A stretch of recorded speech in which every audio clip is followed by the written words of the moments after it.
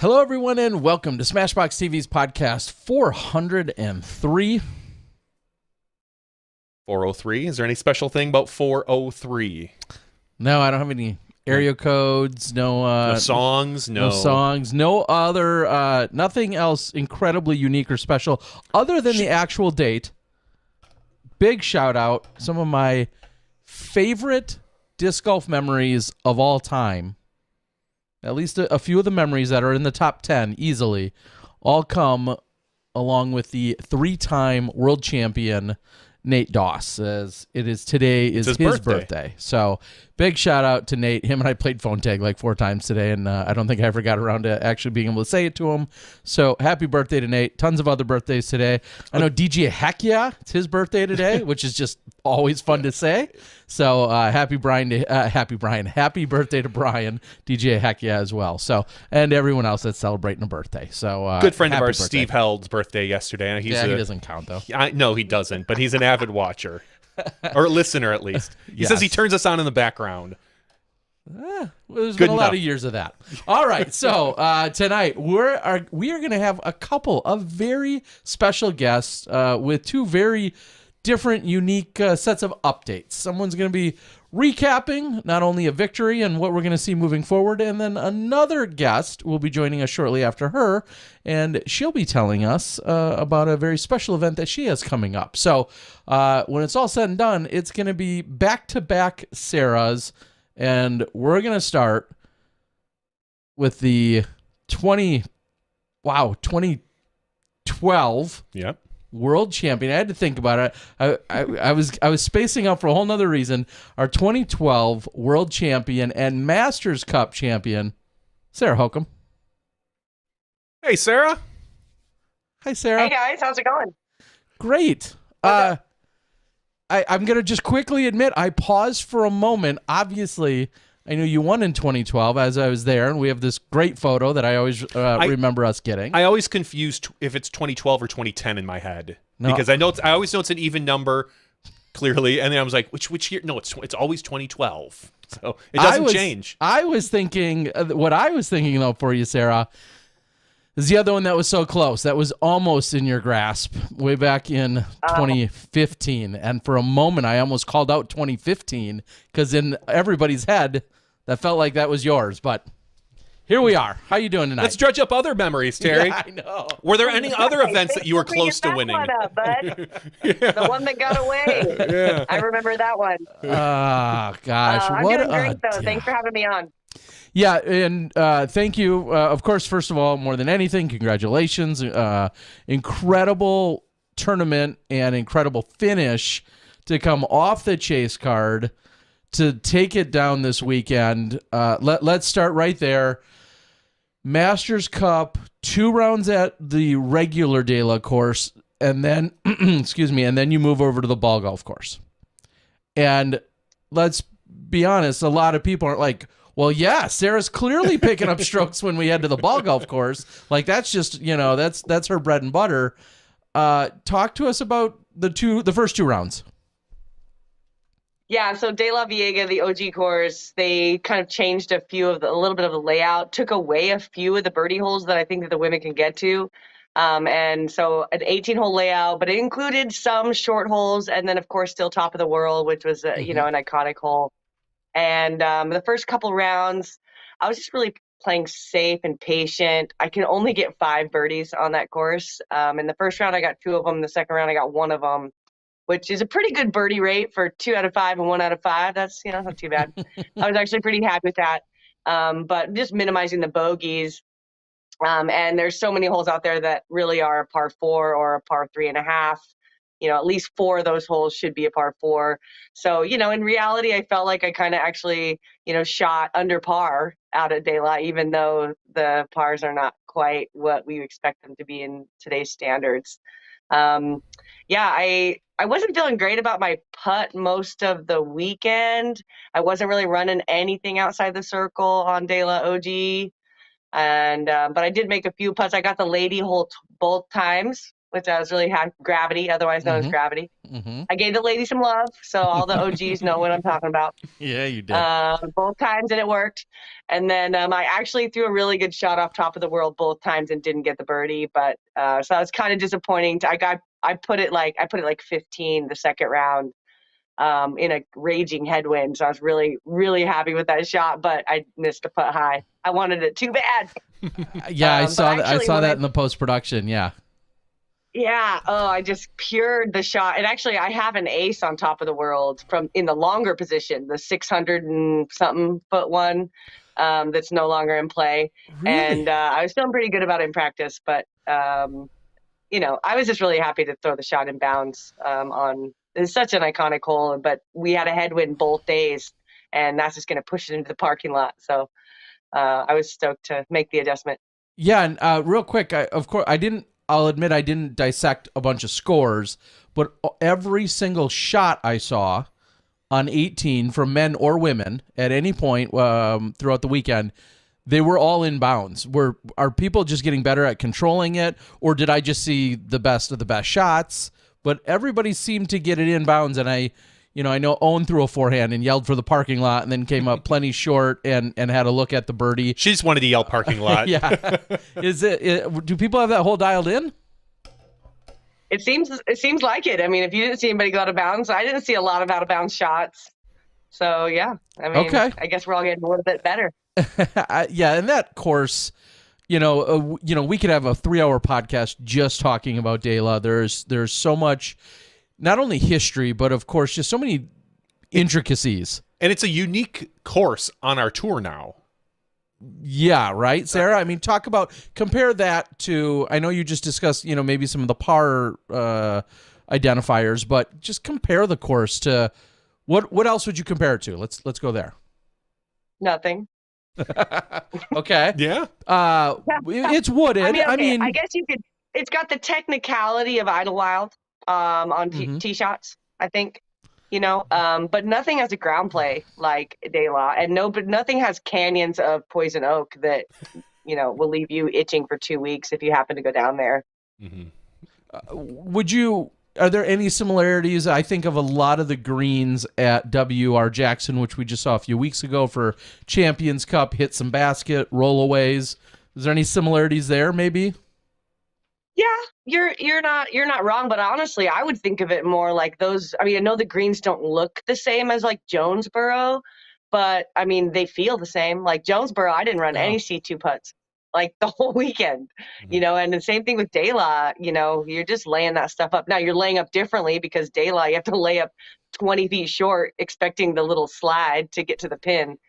So there's not really much. I can't think of much that we play. Maybe some of the technicality of Maple Hill and some of the greens there, but it's a different place for sure. And with the course design wise, normally I wouldn't really like playing a course where I can only get 5 birdies out of 18. That's like pretty demoralizing. But I really do enjoy just throwing the lines out at De La. And maybe the nostalgia of just being back in that area kind of contributes. But I would normally be kind of like, this course design is terrible. We can only get 5 birdies. Although I did see Ella get a bunch of birdies that nobody else can get. And I was like, I told her after I watched her get 15 and 16 and had a putt.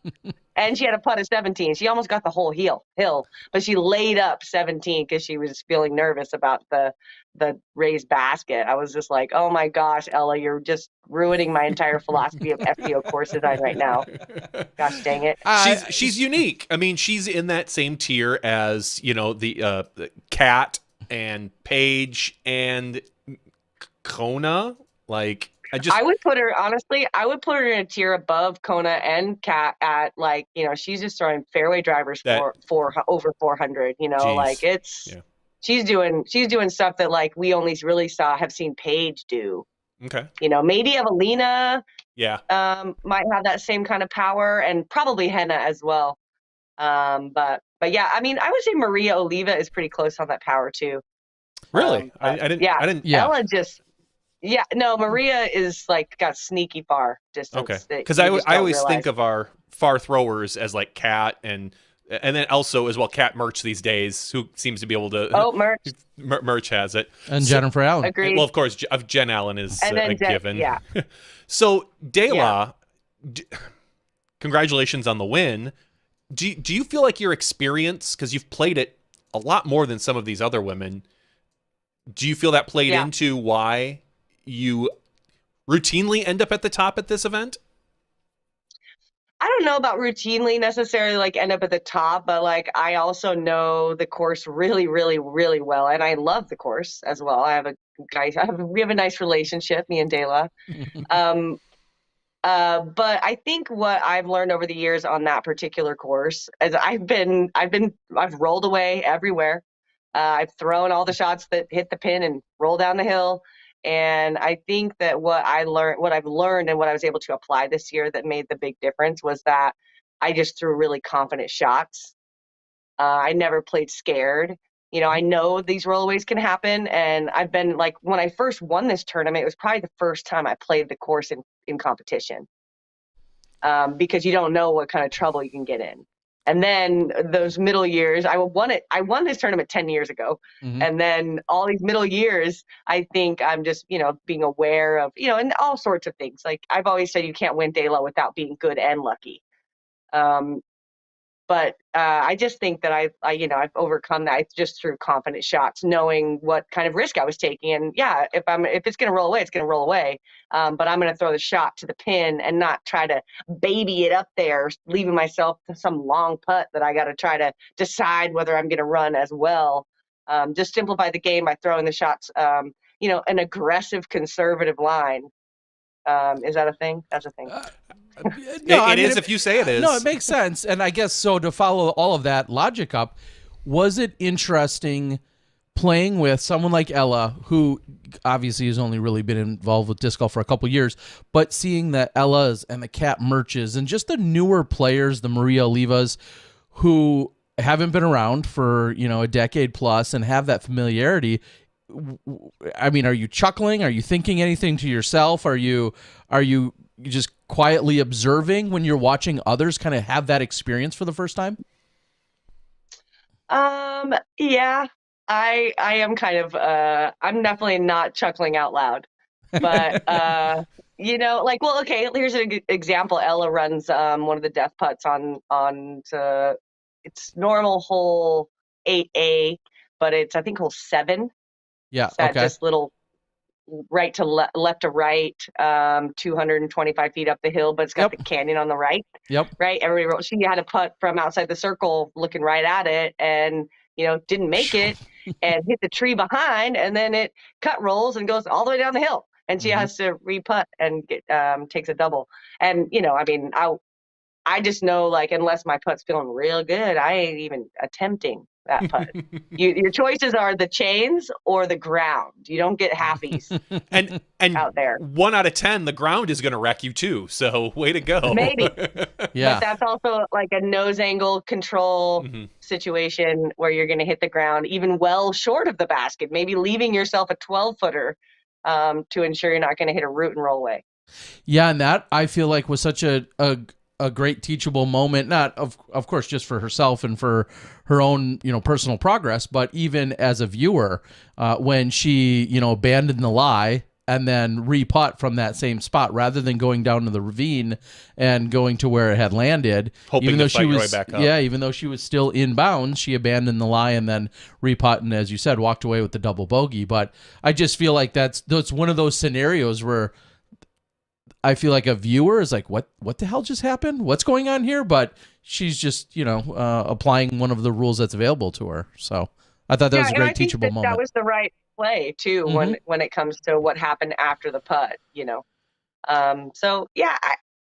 those things happen. And I mean, and like I said, you have to be lucky and good. And I didn't get Daylod once.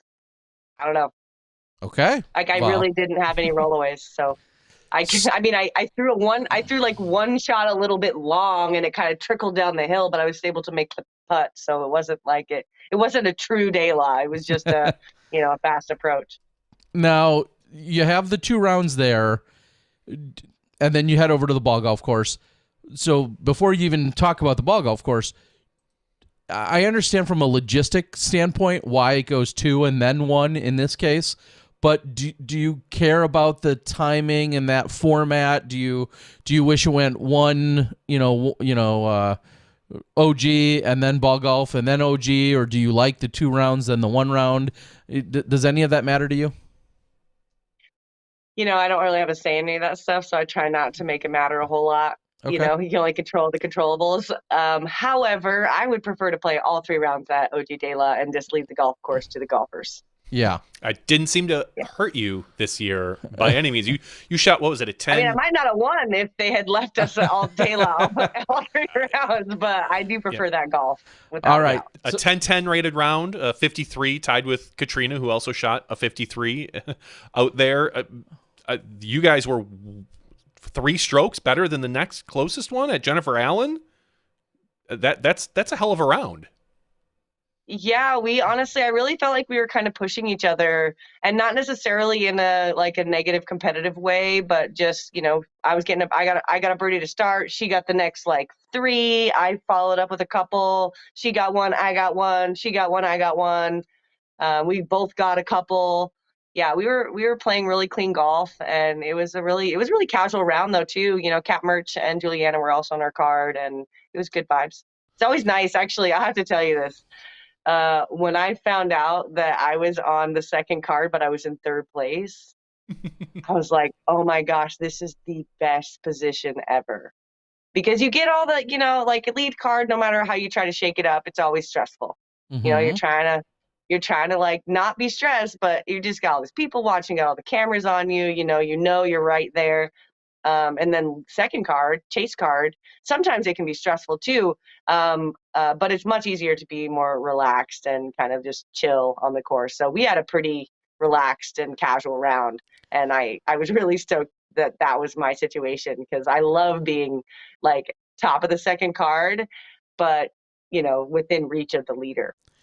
Yeah, and I think all the way back to literally 20 years ago, a good friend of ours said that is the ultimate sweet spot. Now that was pre-UDisc, that was pre-live scoring and everything else, but there was just always this idea of you could be a little bit sneaky and maybe fly under the radar if you were on that chase card, but within striking distance. And again, today it's a very different, mentality. So talk a little bit about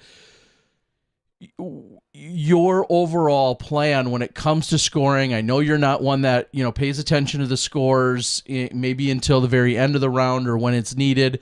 I know that can be very situational. And there were some UDisc issues, scoring issues. So for the talk live about scoring. all of that. Yeah, that's a lot to talk about. I did not check the scores at all the whole time. Mm-hmm. Okay. Until actually I had approached on 18, I threw a jumper, just a layup up to the pin, and I was 3 feet away. And I knew I could just tap that in. That's when I actually pulled out my phone for the first time and saw that I was leading. And what did you think? I was actually, I turned to somebody next to me. I don't even know who it was. I turned to somebody and go, did I just win off the chase card? Okay, and I'll be the first to admit I was at Maple Hill filming a college event, and just as we were getting done with whatever round we were on, that's when I think I was able to tune in on, I think as you were teeing on 18, mm-hmm. and I watched the scores before that, because I feel a moment earlier I'm holy there's 3 of them that are all tied, and then the madness happened on 17. Okay, now I'm looking at the scorecard, and it looked like that's where Kat took her first bogey, and that's where Ella took a double, and you're just parring on out. Yeah, I mean, I can't even get 17 and 18. I can barely get 16. I definitely can't get 15. I can get 8 out of the 18 holes mm-hmm. out there. I made 2 big jumpers to get to 7, but I really got 5 out of the 8 that I can normally get. And then I got 2 that I don't normally get with big jumpers. So, and actually our UDiscer, unfortunately, he scored hole 3 wrong. I had a par on that, and he scored me as a bogey. And then he scored hole 14 wrong, scoring me for a par when I had a birdie.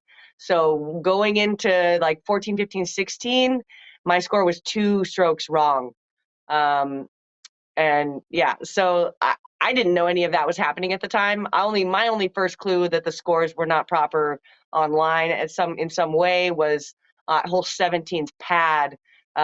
One of the DDBT staff members went and talked to Juliana, who was doing the live scoring on PDGA, and was comparing that with the UDisc scoring, which I believe the live scoring was probably right, but the UDisc is what the broadcast comes off of. So the UDiscer had scored me wrong on those 2 holes. So then once we got to once we were teeing at 17, then it got caught up, and all of a sudden I'm leading, and then Kat throws her shot out of bounds, and then we get to 18, and she throws her shot out of bounds again, being very vocal about her ready to, like, we were just randomly chatting on 18's tee, just not like teeing up quickly, and she's like, "Hey, I got a tournament to win over here." And I was like, at that point, I was like, oh, well, I'm pretty sure we're shooting pretty close, and I had you by 2 going in. So I guess that must mean something. But I quickly let that go out of my brain. And Juliana teed up first, and then I went up and threw probably the best shot I've ever thrown on 18, to be honest. Yeah, I mean, you legitimately could have run at that putt had you needed it. Like if you I wouldn't have. That's Sarah, you're killing me here, and you're killing everybody on. Like, just think, without knowing those scores, if you walk up and you need a birdie to win. I mean, we saw Ella had to get an ace to win, and she put everything she could into it, couldn't get there, came up short. But I just think, like, if you look at the scores, and granted you're on the second card, so it's a different position because you don't know what the people behind you are going to do. But, obviously with one of them could bogey, you could win with a bogey, as we saw without what happened to Ella on 17. But I just think, like, if you need that on 18, man, someone's got to be tapping you on the shoulder and being like, you're going to want to go with this one. Killing me. And then I'm going to randomly throw in a 100-footer. But if you have to. I mean. Right, but, like, when you have to do stuff like that... Come on. I mean, that's the same hole that the Raptor legs were created. Would you? I guess this is a choice for you. Would you rather take guaranteed second, a possible first, or fifth? Like that's. I mean, you lay it up, you take second, you run at it, you have a chance to win. Or you could, depending on the green and what happens, that particular hole is a little different. You go down a hill at Dela and you're taking a 5 or something. Like, does the win matter to you that much, or just the position? Like, are you happy with a second? The position matters a little bit, but I always try to remind myself that it is much preferable to care too little than to care too much. Okay. And as an athlete, my whole life, I always care about winning. So I try to care too little. And, if I would have not, if I would have needed that 90-footer to win the tournament, I mean, and I didn't make it, that's golf. Like, yeah, there was, so many, there's 100 shots prior to that one that determine who the winner is. So I'm not going to try to do something crazy on the last hole that almost never works. 1 in 100. Probably not. I mean, okay. I'm at the point where I just play the game and things shake out as they will. Yeah. I mean, it's, we always say there's so much emphasis put on that final hole and that final putt, whatever the case might be. You think, yeah, as you just said, you played 53 holes prior there. The shot on the very first hole of the tournament was just as important. It just feels different because obviously it's how you're closing out. So I can understand where you're coming from. Clearly a very, very talented field. Really the 2 women of this year that otherwise maybe you'd see at an Elite Series event being Paige and Kristen Tatar. But there's a lot of conversation as in terms of, do the Silver Series feel as good? Does this one feel different because it was an NT forever and it's such a tough track and a unique track? Does strength of win, field, any of that matter to you? I mean, a win is a win, but does anything else matter when you're looking at this other than the W? Not really. in the fields we have nowadays, I mean, everybody's really good and everybody throws really far. So anytime I can get a win, especially if it's even, a silver series. I mean, obviously an elite is going to be a little bit, mostly it's just the points that count more. Now, I only got a quarter of the points for winning this one, where I would have liked to get 3/4 more in an elite, one of the elite series. So, yeah, I would say that's the only reason though. Otherwise, I feel I feel like I played great, and I just, I beat a lot of really talented ladies. So yeah, it's all gravy. Yeah. How do you feel about how your season's been going thus far? Because it's incredibly competitive in the FPO division, more than ever. So with that, how do you feel like your season's been going? I think I've been doing pretty good. I know my finishes haven't been as high as they traditionally are, but I've been wondering for years when these ladies are going to figure out how to beat me out here. And they're figuring it out. So, I mean, I'm still plugging away, still improving my skills in a couple different aspects. But I've been expecting for years that I'd be dropping down the leaderboard. And it's finally happened a little bit. So I'm pretty proud of the FPO field. And I think I'm doing pretty good. And I had a few injuries early in the year with my shoulder. And so I've been working through those, and it's fine now. I didn't play the DDO because I didn't want to, actually, after playing the course. I didn't pull out because I was injured. A lot of people kind of thought that I was injured for that event, but I wasn't. Just picking and choosing the events and courses I want to play. And I think the Pro Tour, with the the drops they gives us kind of that flexibility to pick and choose the courses that we think we're going to perform the best on. And to be fair, traditionally, you seem to be a late starter when it comes to a lot of things. As far as the East Coast events seem to favor your game, the nickname that they throw out there, the Queen of Clean. You are much more favored out in those woods compared to some of those other women, as opposed to the events like the DDO or Las Vegas, or the ones where it's really just a lot of distance. Yeah, agreed. And that's kind of why I was stoked the Champions Cup was early in the season. I was like, look, I'm not a late starter. It's just course design. Straight up, thankfully we had a wooded course early.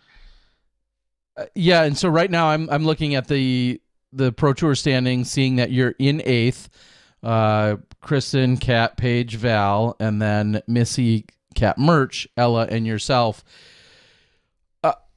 How much do you think about the Pro Tour standings, and when do you worry about your standings? I mean, clearly there's the end of the year championship, but has that thought even enter your mind for another month or two yet? I was thinking about it for the match play, for sure. I actually originally thought only 8 women were going to make it into the match play. And so once I got the high finish at Champions Cup, I looked and I realized that it propelled me into that top 8, or I was like 7th or something at that point, when I had been down in like 15, 16. Mm-hmm. So Champions Cup is sweet that counts for 1.5 times the points, 150% on the majors. And 2 out of the 4 count towards the overall points. So I think that's a pretty good system. And I was looking at that. And actually the fact that I had propelled up into the standings, and then I found out there were actually 16 women at the match play instead of 8 like last year. I was like, that's actually one of the things that when it came to playing the DDO, I decided not to play, because I knew I didn't need the points. Yeah, and like we said, you're comfortably sitting in 8th, and you've got about 24 or 23 and some odd change points in front of Owen Scoggins, Emily Beach, Alexis, and Maria. So clearly there's always this conversation, and I'm going to be the first to say I'm trying to get away from it. I feel like there's a lot of easy fallbacks in terms of commentary and or comments when it comes to our players, and I'm done being mesmerized by you throwing a backhand, because you've been working on it for a long time, and you clearly have taken a serious consideration to improving on it, and you're throwing it a lot more often. I need to quit being like, oh wow, this is crazy, she's that's so uncharacteristic, because it's not anymore. So talk to us about the development in terms of how comfortable are you, and do we just need to accept that's part of your game and not seem impressed anymore because you're a talented athlete that throws backhand now? Well, I've been working it for many, many years. I mean, even today I was playing a practice round and one of my card mates, I threw a backhand from like 100 feet or something. And he goes, "Oh, look at you throwing a backhand." I was like, "Whoa, buddy, I've been doing this for at least a decade." These short ones are, I'm good inside like 150, 200, but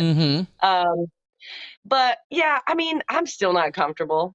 I'm still limiting the angles I'm trying to throw. And I mean, practice, I'm throwing more angles, but I'm really keeping at like a stock shot on the backhand. And honestly, this last weekend, I had 4 backhands slated for that course, and I threw none off the tee. I hadn't even practiced the sidearm on a couple of the holes. And once I got into the position, I thought, you know what? I'm just throwing the backhand because that's the shot, but I don't need to burn strokes right now. So I threw sidearms when I wasn't going to throw them out there. And to be honest, my backhand definitely cost me at least 2 strokes out at daylight because I threw backhands on 2 holes that did not work out. Bogey. What do you feel like there is for you to get comfortable? What is it more reps, or is it 100% mental at this point? Oh, I have lots of problems with my form. Yeah. Okay. Katrina Allen gave me a lesson earlier in the year, and it really helped in a lot of ways and got me like way more confident, and I just had a lot more control over my trajectory. It gave me more power and more control. But I still, some days it's so bad. Okay. And other days it's like amazing, right? So there's still like 15 more lessons I need to work through. And I don't know which one is the next one. So I'm going to keep working what I know with what I've learned with Kat, keep working that until I identify that next step that I need to change. Some people might be listening and thinking, what is she talking about? One of her most regular, frequented, longest competitors of all time. I mean, you've played against Kat and Paige more than anyone else in the world. To hear you say that Kat is helping you work on your form, or at least giving some tips and pointers and instruction, some people would think that's absolutely crazy.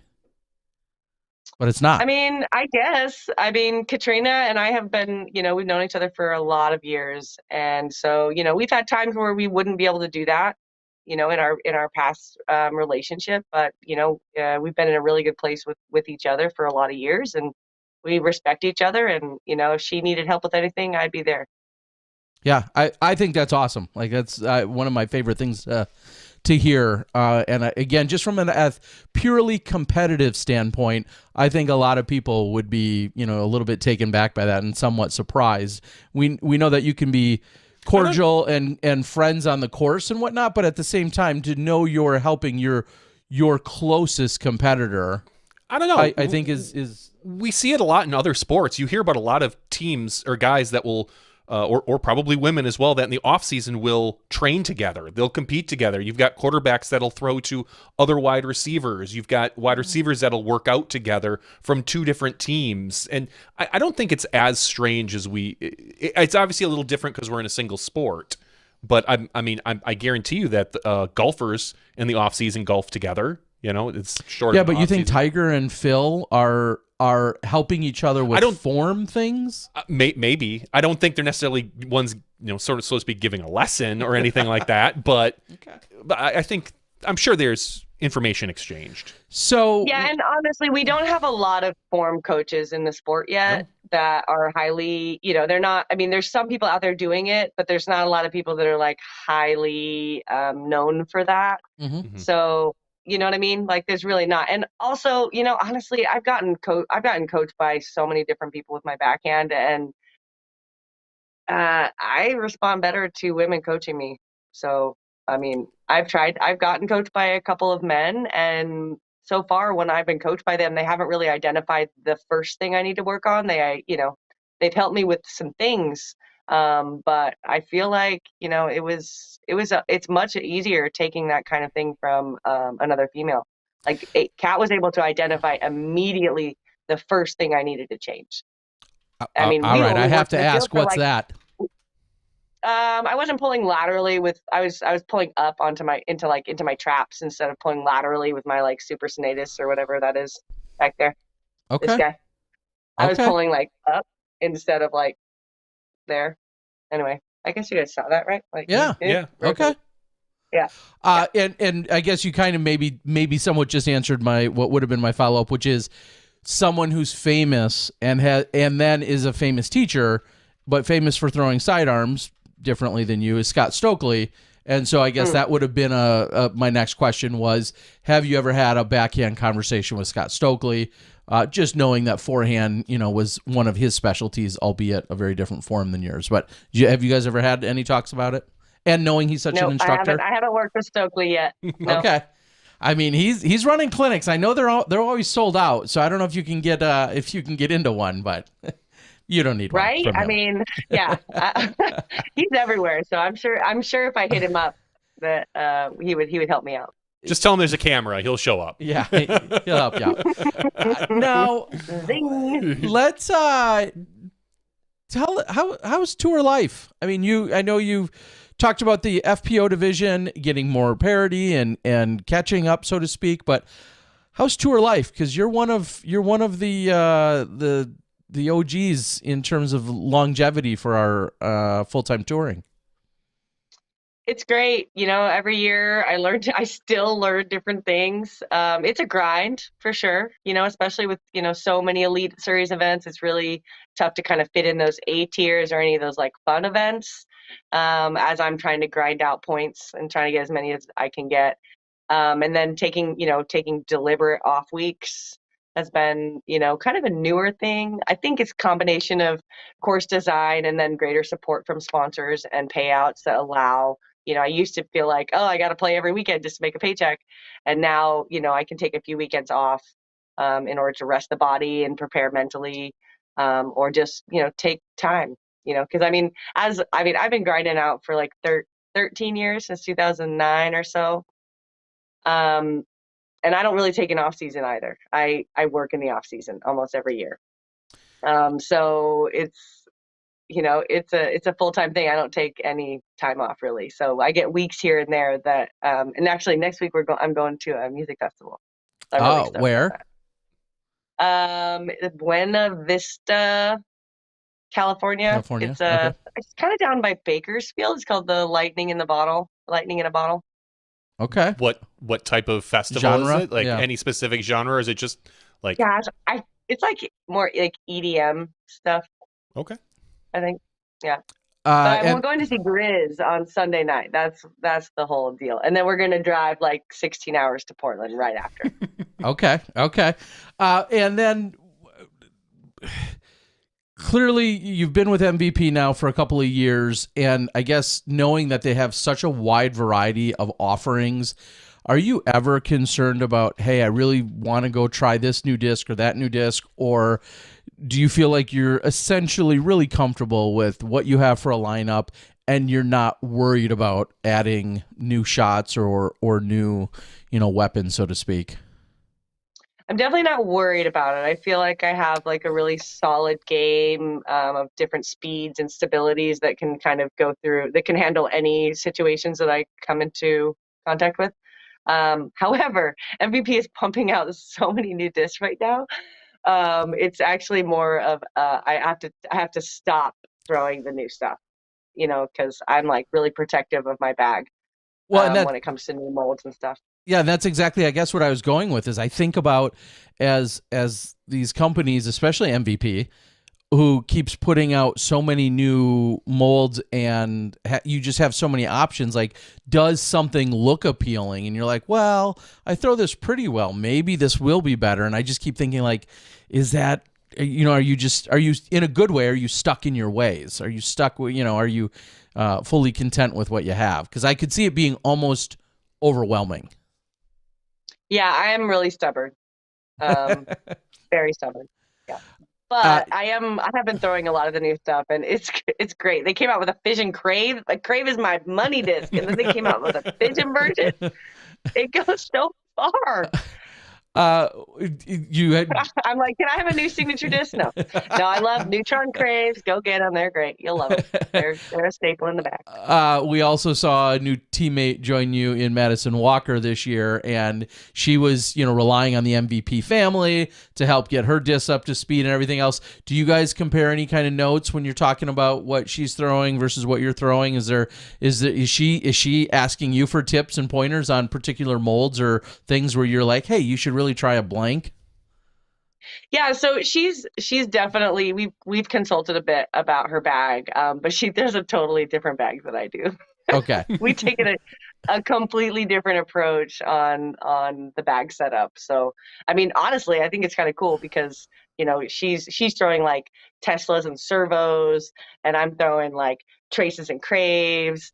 So it's like they're just slightly different ticks of what's available. And I think, she's a talented player and a veteran. So I think it's kind of cool that people can see these different setups in the bags of people who even throw we throw similar distance, we have a similar power, but our bags are set up completely different. So and she also relies heavily, pardon the pun, heavily on lighter weight discs when she can, right? And is that part of your game plan? It really isn't, is it? Like, no, I don't. Going after I don't lighter really, plastic? I only drop down the weight when I'm throwing over water and I want something that flies like it's beat in. Okay. So like if I throw lower like a 172 crave, but if I'm throwing over water, I don't want to throw my favorite couple, then I throw like a brand new lighter weight one, and that flies real similar. It's not quite as buttery, but it does the job, and I can throw with confidence without being worried about losing it, because if I lose it, I don't care. So just go to the drop zone. So I was gonna take a quick look, but I'm sure you probably know off the top of your head. What was you didn't play OTB Open last year? Okay, I was gonna say, what was it like last year? But you weren't at OTB and you weren't in Portland. I was here. In fact, well, this is where I picked up my bubbas. Wait, no. Yeah, just gotta give a super shout out to Bubby. Oh wow. So Raven was found at OTB last year. One of the Pro Tour guys found her. Evan, actually. Shout out to Evan. Found her outside of his Airbnb. And now she's back in her hometown this year. So I was here, but I was injured last year. It was the first event I had to pull out of because of my nummy arm problem. Okay, yeah, because then you didn't play OTB, which is golf course, longer. You also then didn't play Portland, which was even longer. In fact, the longest, I believe, of the year. What are kind of your thoughts going into these next two events? And you got that, and then also obviously a Milo and mixed in there with Beaver State Fling. Kind of what's your outlook for those next few weekends? It's really all about course design for me. The OTB, I played around earlier today, and the course is completely different. There's a couple same holes, but it's completely different. It's almost 10,000 feet. It is huge. I can get maybe a little over half the birdies on the course. So it's certainly not a course that really plays to my strengths. But as we saw at De La Golf Course, which also does not play to my strengths, if you can minimize the bogeys and get a couple bonus birdies here and there, you can stay competitive. So I'm confident that, if I can do that, I can stay competitive. I do think that the distance throwers are going to have a huge advantage out here at that end, Portland. It's possible that Portland has been slightly redesigned. I know that Dustin's design kind of got mutilated when it came time for the tournament last year. So I'm really hoping that they went back to his original design. Okay. Pro Tour.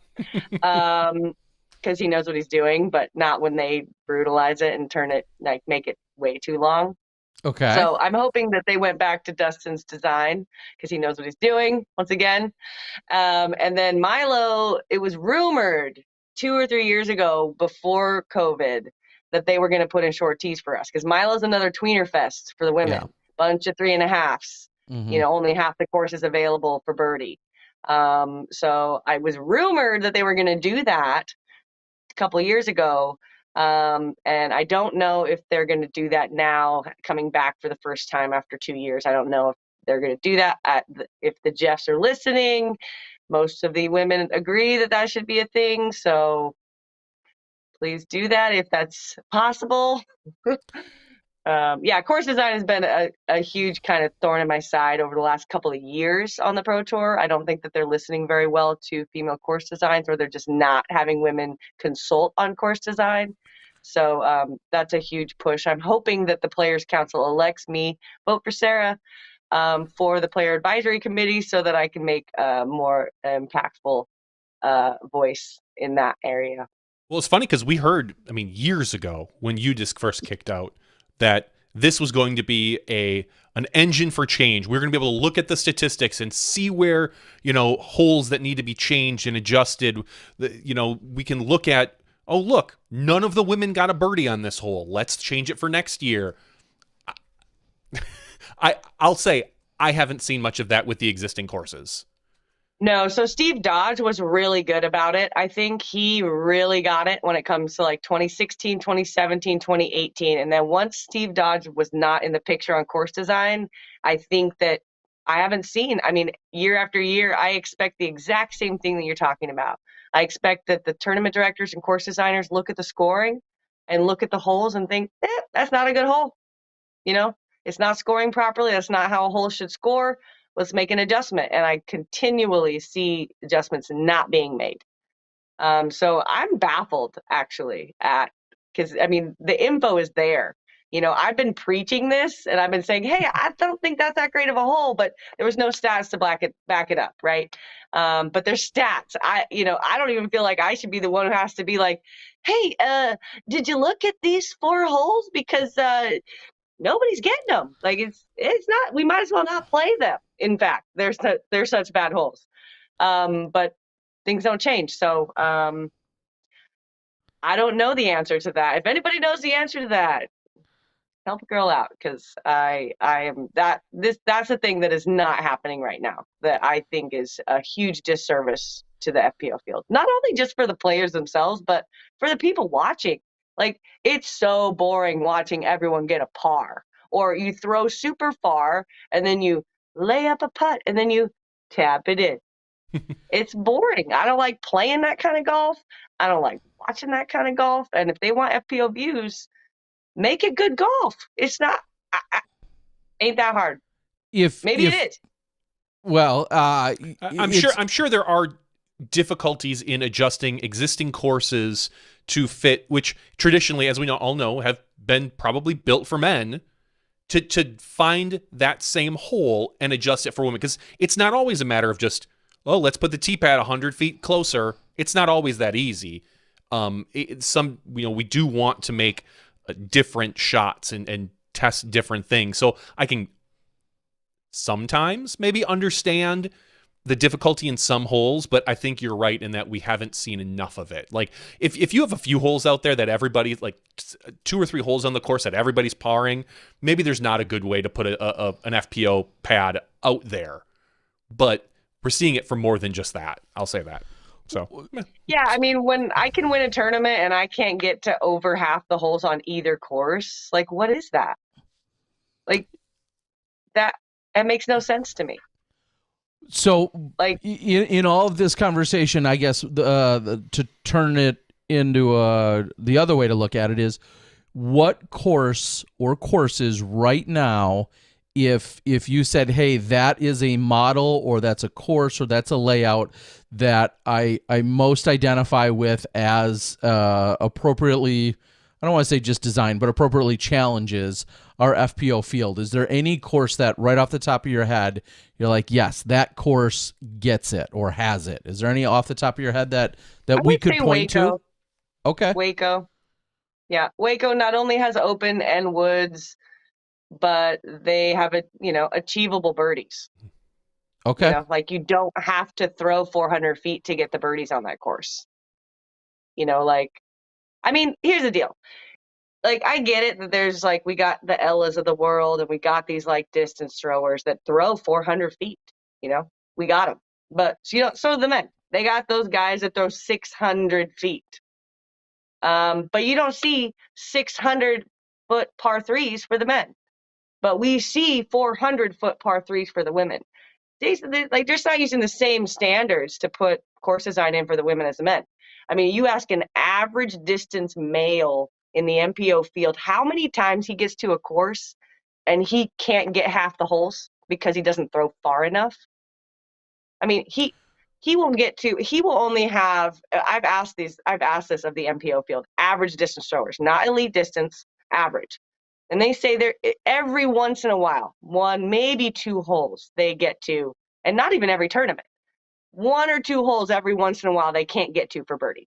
Now, they may choose to lay up, they may choose risk, the risk reward may not make sense to go for the birdie, but it's not because they can't get there. But then me, average distance thrower in the FPO, half the holes are out of reach. Like, get out of here with that. I get it that these women can get these holes, some of them, but also that's not golf. Like, the holes shouldn't be just out of range. Like, par threes should be available to nearly everyone in the field. But right now, par threes are the hardest ones to get because they're like 360, 380, 420.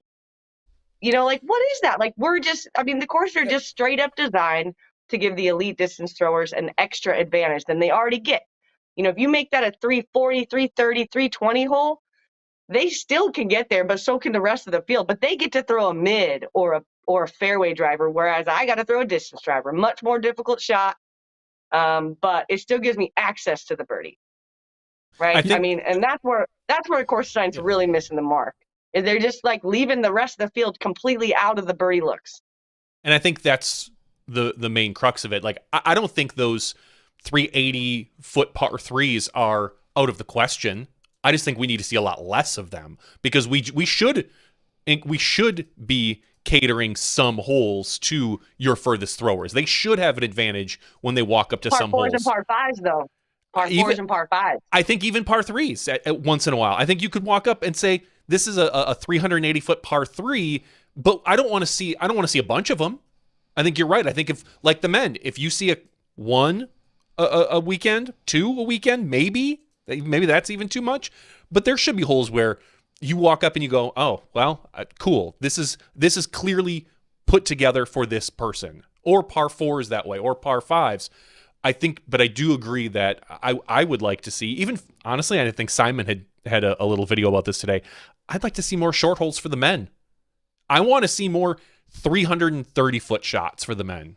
I want to see more, make them a little bit more technical. I don't need to see, and maybe I'm unique here, an 11,000-foot course ever in my life for any course practically, because it's not usually enjoyable for me. I don't know. Yeah, and it's like I think that a lot of course design has moved to just lengthening instead of difficulty. Give me difficulty all day long, right? I don't want this course to be easy, but when it's out of range, it sucks, and also it takes away all the risk reward, right? Like, I'm not even throwing any flex shots out at OTB hardly. I mean, in my practice rounds, I'm just throwing power hyzers because it doesn't make any sense for me to take any risk to get to some of these holes because I can't get there anyway. So I'm only making my approach 30 feet shorter by throwing a risky shot. So, I mean, risk reward is out of the question. And that's like almost the definition of golf, So, like, that's my thing is like, it's boring when I got to play these kind of courses because I don't get to make the fun choices. I don't get to throw the fun shots. I just have to take my medicine and power hyzer it up there and lay up a bunch. Yeah. And I think, I understand where you're coming from. I think this should continue to be obviously a conversation that's held with tournament directors, with course designers, with everybody in mind. I think the main pushback, as Johnny just alluded to, is always just sometimes our power throwers feel like, hey, you're taking our advantage away by doing that. And I agree with what you're saying, that they have the option to throw slower discs. That is the most amateur freaking thing anybody can say. Well, they worked so much harder than you for that distance that they deserve some holes because they did all these things that you can't do, right? That let's just, like, to me, that is like the most amateur way to think about it. You know, like they get an advantage on every hole already, right? Distance throwers, right? You know this, Terry. I know you know this, but I'm just trying to put all of the issues and the comments out on the table because I've heard them from every angle. So I want to present because, you know, I hear what you're saying and follow everything you're saying, and then I'm just pointing out what others would sometimes rebut with, which is, hey, you know, why should I get punished? Why shouldn't I be rewarded for having more power? That's not a me problem. That's a Sara problem, you know, and so I'm just putting it out there so that the viewers, you know, and everyone else isn't just thinking like, you know, I don't know, that there's no other points of view we're considering. I almost brought that up before you even said it. I literally was thinking that. I was like, I got to make sure everybody understands what we're talking about here. Yeah. Okay. I do have to. I do have to wonder if in the next 10 years we're going to see more people like Ella, and we're going to have to make, you know, if the courses are going to have to shift. But again, we can't predict what's going to happen in the future. We might not see a big jump in FPO distance like we think with Evelina and Hannah and those women. I don't know. Maybe you're at some point you're 300s. Yeah, we may have seen what the max is, or we may not have yet. I agree. We are seeing people coming from a young age and training their whole lives at this point as throwers, and we're seeing these, you know, some of the elite distance come from that. So I definitely think there's going to be more players with that elite distance for sure. Will they throw farther than 450 or something? I don't know. Only time will tell. But as we've seen in all of sports and golf, we don't make, can't like design courses for, 10 years from now. You know, we have enough flexibility in course design now, and course design is important enough that courses should be designed for the players existing on the courses now, to make it good golf for the people out there now, not because, we're planning for the future. I don't think so. But just real quick, just to reiterate, like distance throwers, just that philosophy that maybe has eluded some players, and maybe that's why, they think that it's okay to have these extra long distances. Like a distance thrower gets to throw a slower speed disc on every hole. They get to throw a mid when I'm throwing a fairway when I'm throwing a distance driver. They can throw a power hyzer when I have to throw a flex shot.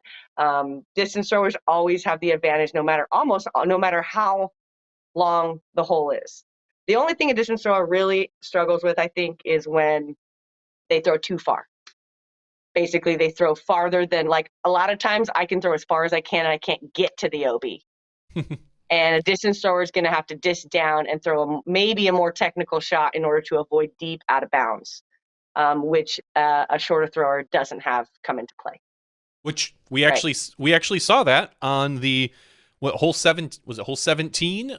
That one of the reasons why you took home the victory, because Ella went deep on her throw, skipped into the road, and then 3-putted from there. She took and also Kat went OB on that same road.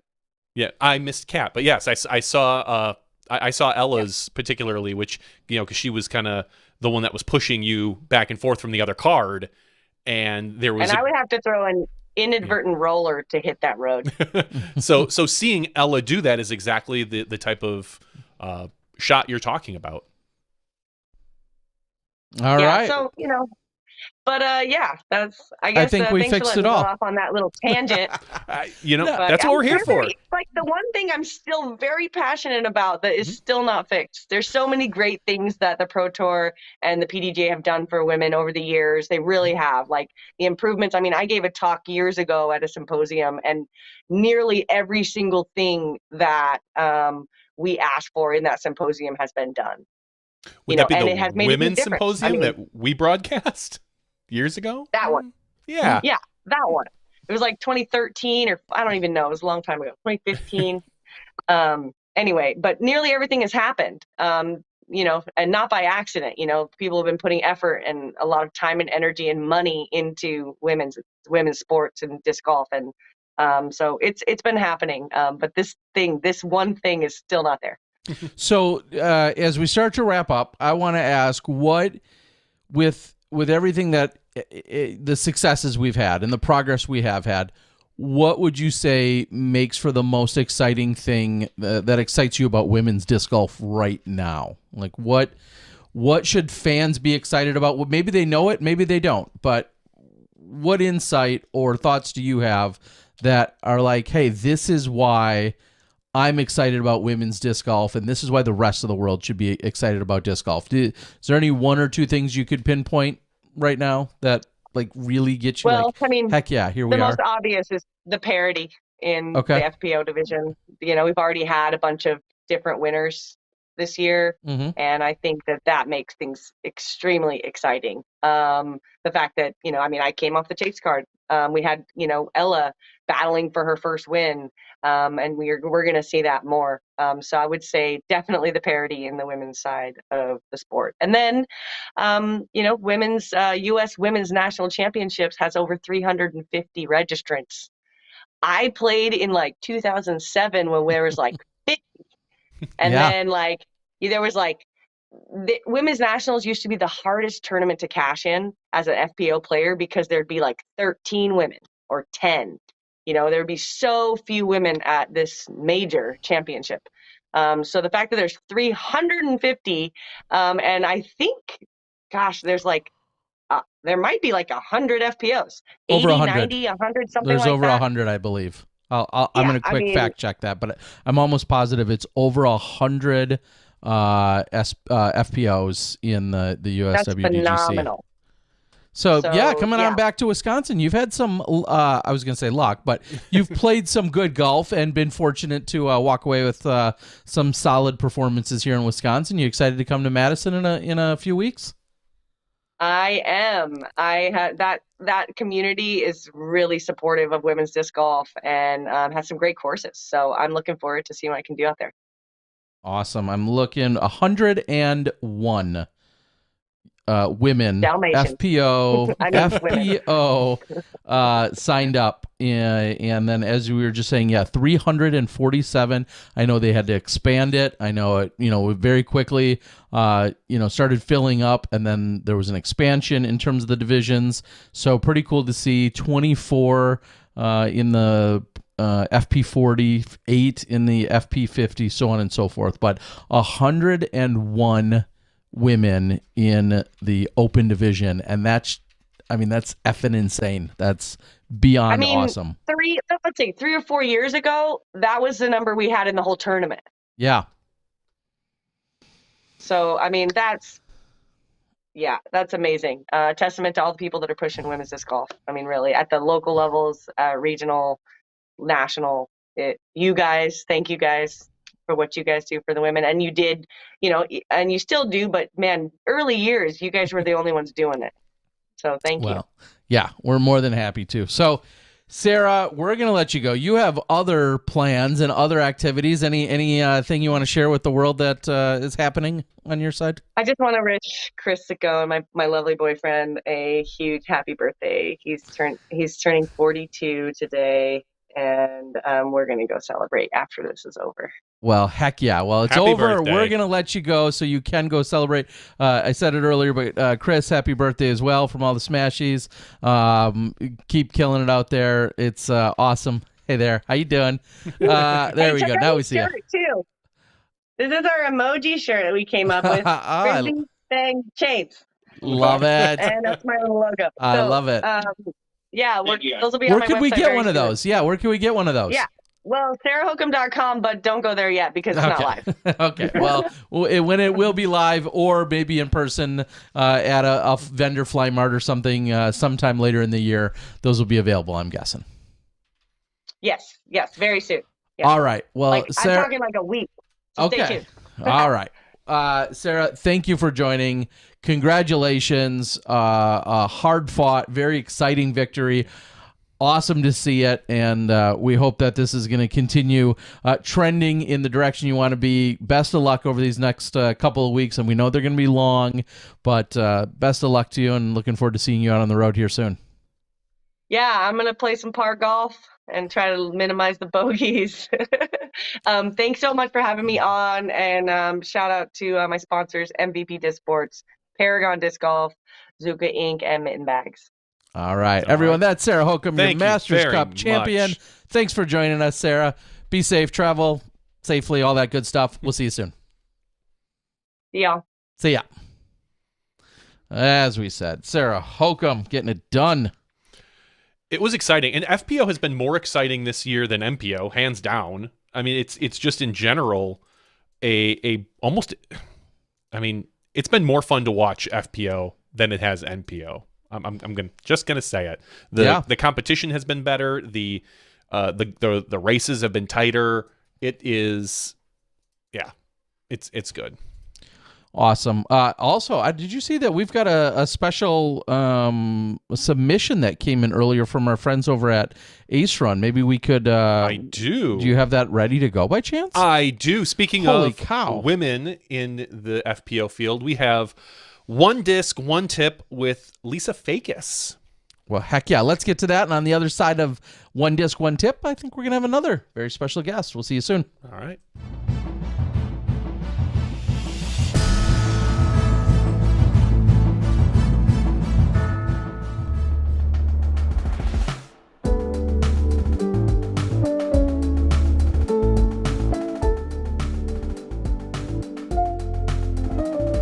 Hey everybody, welcome back to the channel. We've got another one disc, one tip segment today, and we've got Innova sponsored pro, Miss Lisa Fakis. Hello, Lisa. Hey, nice to be here. Nice to be here with you. Thank you for doing this with us. Thank you, Felix. Thank you. So we're out here at WR Jackson, a treacherous course. You've been out here playing disc golf for a while, taking on courses like this on tour, but how long have you actually been playing the sport of disc golf? I started playing disc golf in the summer of 2005, the year after I graduated high school, and I've been playing ever since. Wow. So you've got a wealth of experience. You've been with Innova for a while now, a lot of cool discs that they have, but if you can pick one disc in your bag that you think can help anybody's game, what disc would that be? So kind of talking beginner style, the one disc that I would pick to suggest is a Roadrunner. It's speed 9. It's a controllable fairway disc. It's got a lot of glide. It's got a lot of turn. So it's something that newer players can work with. You can put on different angles and watch it fly different ways. So it's a very controllable disc. We hear that a lot, especially when you're a beginner. Getting that disc, it kind of gets you that distance and just kind of brings you back more and more to the course. Yes, definitely. Something that's not super fast or super overstable. That's what you want to lean on when you're first starting out. So a great tip, we'll have the description down below where you can get your hands on a Roadrunner. And switching gears real quick, Lisa, look at that beauty. Check her out. Thinking about the mental side, the physical side, like you said, you've been doing this for a while. If you can impart some knowledge and give us one tip that you think can help anybody's game, what tip would that be?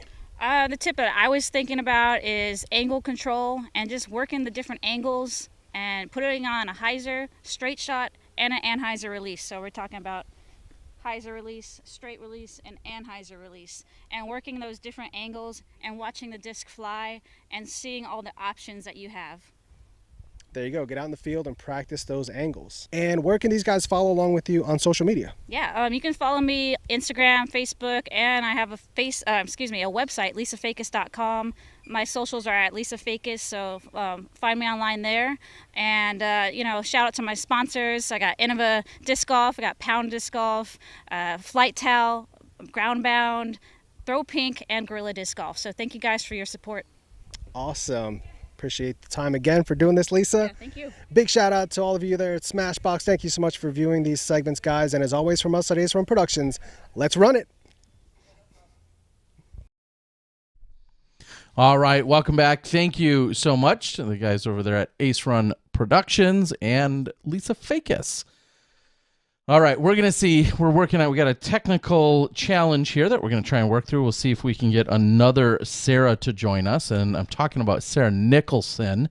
She's got some exciting stuff. I know we were just really, what's the word? Excitedly talking about where we're seeing women's disc golf going and how it's continuing to grow and the successes that we're having. And Sara, I think, is going to actually build on that, but it's going to take just a moment for us to make sure we can get connected with her. In the meantime, Johnny's going to pull up some other tournament results from this weekend and see what was happening around the PDGA outside of what we were just talking about at the Masters Cup. Well, let's talk about the MPO side of the Masters Cup. Oh, there you go. They played too, I guess. I mean, it wasn't nearly as exciting. Actually, it was pretty exciting. Gannon Burr takes this one with over one stroke over Matteo. Sorry, I saw our guest jump into our green room there.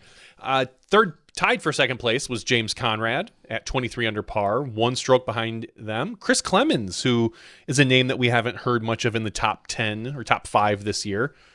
Lori Lettinen tied for fifth with Josh Anthon. 5-way tie for seventh place. Chandler Fry, Anthony Barella, Paul McBeth, Andrew Miranda, who did not accept cash. Looks like he's going to be making a run at that AM World Championship. He was the AM winner from the week previous, and he had a phenomenal showing. A lot of times we see a player like that kind of get into the scene and not be able to compete, but he absolutely showed up. And then the other final tie was Austin Hannum. So that's basically your top 11, so to speak, all tied for seventh. All right, and big shout out Scott Dimmig, who I stayed with a few years ago. Last time I was there to help cover the Masters Cup. He's kind of the local guy that not only plays and volunteers and helps out and is just this incredible resource there. He sometimes gives me little heads up, and before this tournament happened this weekend, he said, this Miranda kid won the AM. Very impressive, super supportive family. He's just 16. He's an absolute baller, super good. He told me all of this like 2 days before the tournament. I was like, okay, cool. We'll see. Then this Andrew goes on and has an incredible weekend, ties for seventh, as you said. So Scott was spot on with it. Even maybe, of course, more impressively, the fact that Miranda did what he did, had, I believe, the hottest round out of all competitors during round 2, and just so incredibly impressive. So, man, you got to think, tying for seventh at this event, winning it a few weeks earlier, AM Nationals, AM Worlds, and maybe some college considerations, maybe, but dude, tied for seventh at this event. To me, in general, I tend to believe if you're an AM player, for the most part, take the cash. It would have been about $825. How close are we to AM Worlds? Like, that's the kind of thing. Like, if AM Worlds, if you're already registered, you're kind of ready to get there, you're ready to go. There are instances at which, in general, I kind of do feel like, all right, maybe you push off the cash and you take 17 piles of discs if it's offered, or whatever it might be. But I can understand if it were earlier in the season. And we're not that far into the season, but maybe a little earlier, I can understand saying. Yeah, I'd love to. I'll have to check in with him because I'm not seeing him. Text him right now. He's registered for the OTB this weekend, and he's not registered or on the list right now for AM Worlds. And maybe there's some stipulation he can't take it. We've seen things like that in the past with college students. Can't go pro, so to speak. I don't know. Yeah, I don't know the answer. In general, if you're not going to AM Worlds or USADGC, take the money. It would have been different, and this is my last point on it. If he finished like tied for last cash and there's like $19 and he's like, okay, maybe I'm not quite there yet. He tied for seventh. He tied Paul McBeth. And beat a whole bunch of really good top-level professionals. Again, I understand if he's going to some other big AM event that he has on his sights set on, but I'm looking at his PDGA profile right now. Maybe the NADGT. Maybe that's it. So either way, certainly a bright future ahead of him, and someone who knows a little something or other about PDGA, about women's disc golf, about being an incredible promoter, advocate for the game and everyone else. And I'm waiting for that time we sit down and do some commentary together. We've got Sara Nicholson. Hey, how are you guys doing? Hey, Sara. Wonderful. How are you doing? Great. Thanks for having me. I'm halfway awake, so hopefully since this is recorded for forever, I don't say anything too ridiculous. Well, too late, because we say stupid stuff every single week. So when you record enough, your stupid stuff gets lost. Yes. It's wonderful. It's the long game we're playing. Especially the after show. That's my favorite of all your stupid Now, Sara, you have admitted that some nights you fall asleep to the droning on and on of our two voices. So first of all, we're sorry. Yeah, we're sorry. And second of all, we genuinely appreciate your commitment to being here as a Smashy most of the weeks, and so we thank you for that. So we're glad to have you, and you probably just heard what we were talking about with Sara. Let's real quickly just touch on U.S. Nationals for the women here in Madison, 45 minutes or an hour from where Johnny and I are. How crazy is it with 347 women signed up? I mean, crazy. The U.S. Women's was my third event ever in 2008 in Alabama, and it really, like, the energy of that event is what got me hooked on competitive disc golf and is what put me on the journey that I'm on now to create more competition for women. So the fact that it's grown to, like, so much that there's, I mean, gosh, 101 FPO women, like, that's insane. So, I mean, I think Sara, it's hard to follow Sara Holcomb. I told Terry this earlier. I was like, I am the opening act, okay? And she's the headliner, like you guys. I mean, this is why. But yeah, she nailed it. I mean, we've come a long way, but we still have a long way to go. So yeah. So again, talking about that event and how it's kind of propelled you or maybe inspired you a little bit. Just for anyone that maybe doesn't know you as well as we do, just quick, give us a little bit of your background and what your journey's been in the professional disc golf sense of what you've been part of in terms of promoting golf. Yeah, gosh, well, I started playing in 2008, and then I ran my first tournament in 2010. It was a charity event in Columbia, South Carolina, and then I started working for the PDGA in 2011. Went to all the world championships, started with Rochester, New York, the Am Worlds, and went to all those through 2015.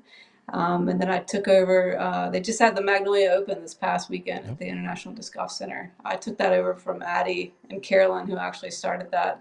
And that really sparked Throw Pink for me, running that event. And it was a charity event. It was fun, but competitive, which is, basically the premise of all Throw Pink events. It's fun, competitive, and let's raise some money for charity. And that all started, right there at the Magnolia Open. And that's kind of my journey. My full-time job now is with Innova Disc Golf. So I've been working with those guys since 2017. And then running Throw Pink, it's my nonprofit. I've been running that on the side since we started in 2013 and became an official 501c3 in 2019. Been able to put some more time behind it. And the goal is to eventually not have two full-time jobs and to be able to, transition over and just do Throw Pink. But I want to make sure it's sustainable and it's not one of those things where I go all in and then, I can't pay for my Wi-Fi to do my job, or even worse, I can't buy food, Yeah. You're preaching to the choir. We know all too well about. Yeah. Just in the sense that, like, you have your regular job and what you're doing in promoting golf, and then you also have your passion project, which you're trying to turn into so much more, and you want to see it grow and thrive and succeed. And I feel like we're all in a similar position, in slightly different paths, but still all in the same boat when it comes to that. So certainly hear what you're saying. What is upcoming for you this weekend? Because it sounds like there's something really unique that you're spearheading. So tell us about it. Yeah, thanks. Yeah, I'll go ahead and just out myself. I messaged Terry earlier and practically, I didn't actually want to be on the show. I wanted him to plug it for me. And I was going to be in the comments, just making my usual, like, snide remarks or just reading everyone else's snide remarks. But he's like, no, you can come on. And yeah. I didn't really have an excuse because I knew I'd still be up working on the events, but I couldn't really want to be asleep. But yeah, so coming up this weekend in North Cove, where they've just had the College Disc Golf Championship in Marion, North Carolina, we're having the Throw Pink Women's Team Championship. And as far as I know, I've done a lot of research. I want to reach out to Stork because he seems to know everything and make sure I didn't miss anything. But I believe this to be the only women's only, that's a lot of onlys, team event in the game. We've got a lot of team events. But this is the only one that's just women, and it's we have 30 teams, And the teams are modeled after college disc golf. So there's 4 women on each team. So that's 120 women. Wow. So super pumped about that. And we've got women from ages 10 to, I don't want to say how old Sandy is. She might kill me, but she signs up for the 65 plus division. So we know she's over 65. So, but yeah, I've got world champions from junior world champions, masters world champions, and Sarah Cunningham and Paige Shue are going to be there, my FPO world champions. So, I mean, this event is, I mean, we got Donna Barr is going to be in there. So we've got so many, we have movers and shakers and competitors. And then we also, what's cool about it, have a ton of new women that are new to tournament play. Some of them just got their PGA number. Some of them don't have a PGA number yet. So it's just about kind of bringing all the women together for some competition, fun, and, you know, just, I don't know, I think it's almost like the symposium that, you know, we did with you guys a while ago. It's just about also educating. We're going to educate each other while we're there having a good time. You can bounce ideas off of each other and all that kind of stuff. So, I mean, that's basically the gist of it. Ace Run is going to be there. I know they're on the chat, so I better give them a shout out. They're going to film both rounds of coverage, but also what's important to me is getting some some B-roll stuff. Like, I mean, we don't have a lot of stuff where you see women just having a good time. And I think that beginner women seeing that kind of stuff and not just watching, you know, FPO women that are very good, you know, that's important too. They got to see it to be it, but it's also important to see other women like you throwing a disc and having a good time to get the new players in. So I'm excited about that. It's funny because I think in the past, USWDGC, I kind of always felt like a big reunion for the women, a big family gathering. And in the past few years, I feel like that's starting to change. It's becoming more of a capital M major. Like, people take it very seriously. I don't want to say there's less fun to be had, but people go there with a different attitude. So to see something like this, where you're saying 100 plus women, with a lot of them being beginners, because you said yourself, your third event was the major USWD. Yeah, that's crazy to me. If you ask anybody now, what, you know, your third event was a major. I don't think you can do that anymore. I don't think the PDGA lets you, unless your first 2 events are 1,000 rated or something. So to have more events like this, I think, is really going to help continue to expand the women's game. Yeah, that's my hope. I mean, when I started this, so when I worked for the PGA, we actually started the Women's Global event. And I was sitting in the board meeting when Chuck Kennedy, because the global event was actually Chuck's idea. And a lot of times that gets like lost in but I remember sitting in that board meeting, and to be fair, Chuck does bring up a lot of crazy ideas, but like everyone was like, global event? No, Chuck, it's never gonna work, Chuck. It's never gonna work. It's a crazy idea. And so he did the one in 2011 that was like for everyone. And then the PGA Women's Committee was like, well, let's just do this. We should do this for the women. So we did it, you know, just for the women in 2012. And I mean, look at it. I don't have the numbers. I probably should have called Vic and asked him, but I feel like that event has gotten thousands of new, maybe not thousands, that's hundreds of new women members just from that event alone, because they want to be a member so they can get their rating and all that kind of good stuff. Yeah. And talk about the emphasis on women's only events. Yeah, USWDGC clearly, you know, the front runner in that, or the earliest adopter of that concept, you know, dating all the way back to 1999. But then we see more and more specific women's only events that popped up. I think about Texas and the daisy chains, and I think about the East Coast, and obviously in Michigan, the Disc Girls Gone Wild, so on and so forth. There's a bunch of really good ones. Or this weekend's ladies at the Heartland Open in Huntington, Indiana. Exactly. So talk about what that means for women's disc golf just in general, and maybe some of the feedback that comes from those events. Yeah, I mean, I think Sarah talked about this a little bit, but more from the pro standpoint. Oh, I knew my dog was going to find the squeaky toy. I did all of them. Not well enough. I know. I don't know how he found one. But Sarah talked about this a little bit, as far as like the tee pad conversation and just like designing the tees and the course for the women and for the game. And I think that's what women only events, why they're so successful at getting more women playing and more women sign up for them. I'm so sorry. But because it's like they're thinking about the women and they're tailoring it specifically for the women and adding little tidbits of things and stuff for that. And I mean, we're in a mixed division event. Louis looks like really wants to make an appearance in my social media and also on YouTube. Really, I mean, we've already had one dog on tonight.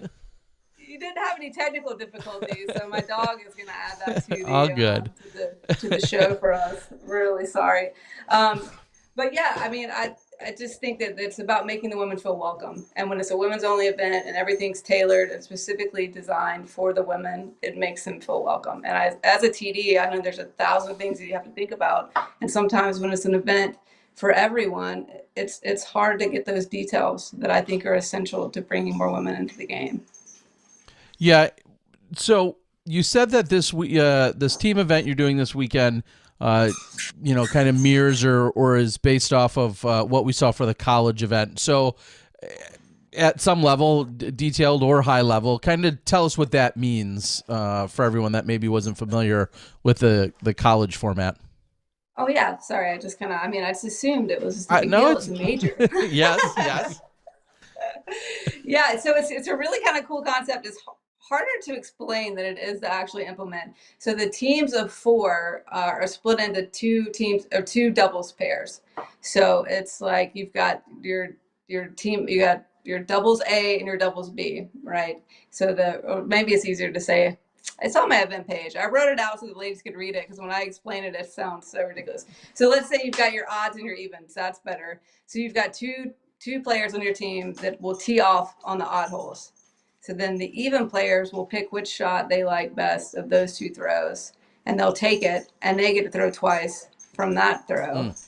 And then the odd players pick from there until it goes in the basket. So basically, it's like alternate shot, but with Beth's shot.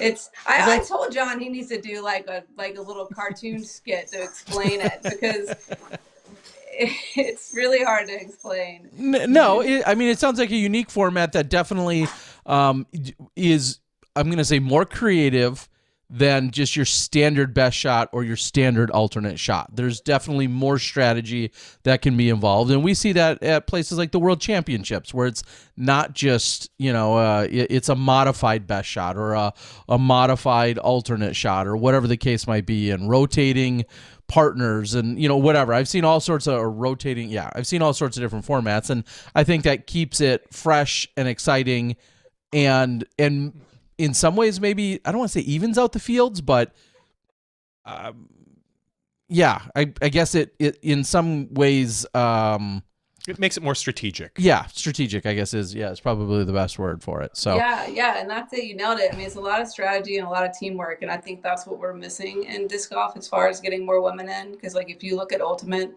the proportion of men and women players I think it's like 30% women to men versus disc golf, which is like 8 to 10 depending on what week you look at the report. And I think that speaks volumes to the team camaraderie. Like the women want to be a part of a team, and feel like they're working together for something. And I've only had 1 drop from the event, and all of my other events I would have had like 5 to 10 by this point, and I think that attributes to I don't want to let my team down, so I'm going to come and be a part of the team. So I think the camaraderie of that is going to give us what we're missing in disc golf that they have in Ultimate. All right, let's get down to the real business, which is what extracurriculars are planned. Is there any nightly evening activities or gatherings, anything else going on? Well, it's a one day, and we're Okay. we're out in Marion, North Carolina. So we're kind of out. It's kind of out in the middle. But I think some of the girls are going to a show on Saturday night after the event. But we do. So they have Airbnbs on the property, and they have an inn on the property, and then there's tons of Airbnbs in the area, just because it's kind of a resort, kind of tourist area.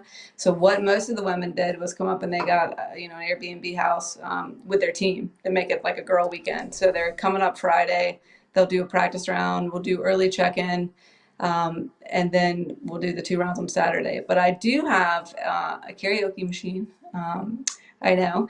And so there's a restaurant on the property. So I'm going to decorate the restaurant up, and we've got some games, and we're going to crown a team putting champion where all their scores combine for the grand total. And I also have an on the game accuracy challenge. So we're going to crown an accuracy champion. Didn't do distance because it's like, I felt like that was deflating for a lot of the new girls, and there's just not a lot of space for it and just not a lot of time for it. But the accuracy challenge is cool. It's going to be elevated, and I've got these bullseye poles on the ground. So I think hopefully Ace Run is listening. They're going to get a good film of that. I love it. No, or video, I guess. I just dated myself by saying film. Be kind, rewind the VCR of yours.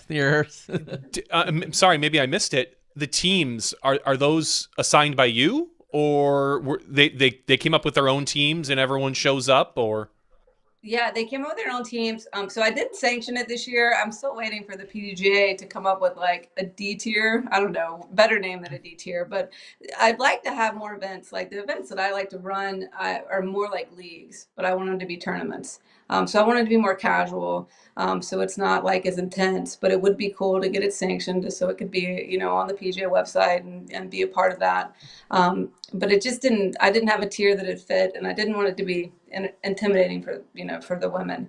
But the teams, I did work with Andrew Sweden. I said all that to say this because Big Dog helped me out. And what I did was a rating snapshot on February 8th, the February ratings update, which is weird, but I didn't want anyone to get last minute and be like, oh, you can't be on a team anymore because your rating went up, so but I did a cap of 3,500. So each team can't have more than 3,500, which is actually pretty easy to do, but it keeps one team from, having Sarah Hokom. And I mean, you can't stock it up with all FPOs. Sure. So if you have a high 900 rated player, you're going to have to get a 700 rated player, which is great. It encourages them to get more new players to come out because they need them for their rating. So that's kind of my setup. I ran this in 2019, but it was much smaller and we only had 7 teams, and then the pandemic kind of shut it down. So this is our big year. So I'm kind of playing around with that, so Smashies, if you have any suggestions for 2023, throw that out there. Yeah, I'm thinking too, especially maybe being unsanctioned, but I'm thinking there should be some kind of prizes or awards for most creative team names. I feel like, I mean, are you encouraging like some crazy team names, or is it like, the O-Town girls? Oh yeah, well they're disky business. These women, they're very creative. You have to go look at the event page. Look at the event page on Disc Golf Scene. It's got some crazy names, but yeah, we'll do a prize for best team name, and then I got them all these big. See if anyone's listening, Terry, I'm gonna ruin all the surprises. So I got them these big like banners, like the corrugated banners, and big like tables so they can decorate their own team banner, and they can actually stick it in the ground if they want, or wave it in front of the other team. So I'm doing some shenanigans out there. So hopefully. I mean, honestly, it sounds like a blast. I mean, it sounds absolutely awesome. What is the entry fee? Is that something that you were concerned about, a barrier, whether it's entry fee, childcare, bathrooms? Those are all kind of like the must hit, concerns or barriers. What did you do? Yeah, well, I'm nailing the bathrooms. I'm actually getting ready to add tractor driving to my resume after Thursday, because they're delivering the porta potties, but they won't put them on the course. So I'm gonna learn how to drive a tractor with Well, Andrew Duvall will be there, so I have backup. My dad's listening, so I need to assure him that I have an assistant for that duties. But yeah, you've got to nail the bathrooms at a women's event. It's so easy. Porta potties are really cheap. So just put some bathrooms out there, and the women will love you. Could not nail the childcare. I mean, that's just such an insurance thing, you know. Like, Sure. I would love to do it, and I could find a ton of babysitters, but like, I need to get an insurance policy before I go down that path. What are you doing this weekend, Terry? Yeah, I mean, babysit? Come on. You've raised two daughters, mostly. Yeah. Somewhat. Yeah, I don't know about that. They're alive. Let's put it that way. And they're probably up. They're up and drinking right now or something. I don't know what they're doing. No, I got to babysit 288 people in Wisconsin this weekend for the tournament I'm running. But is this the Skyline this weekend? Yes. Yeah. Skyline Classic. I still have a Skyline hoodie from like, I don't even know, 2013 or 14. I can't get in it right now, pandemic weight, but I'll get back in it soon. Well, I'll have to hunt down another one, or maybe do another run of those hoodies. You were one of the very first people to buy one, so I appreciate that. Yes, Skyline taking place this weekend, but did you just do it as a team entry fee? Not that I'm harping on that, but I did. I wanted to keep it low, and I think I kept it maybe a little bit too low because everyone gets player packs, and we're doing the really nice full sub jerseys from VII. Is nice. doing those. I'm giving everyone lunch, and then I got to shout out Upper Park bags because they gave me a draw bag for everyone for their player pack. And then they also threw in 4 of their bigger bags, so the winning team will all get Upper Park bags, and that was like full donation, like not out of the budget at all. So that was really awesome. But yeah, it was only $40 a person, but I had them sign up at one time so they could pick their team color because everyone's jersey will be a different color. Wow. So, awesome. Yeah. So, I mean, jerseys, lunch, and all the other things you said, plus, a player pack, 2 rounds of golf, organized golf. I mean, it sounds like a pretty damn good deal to me. Yeah, I hope they have a good time.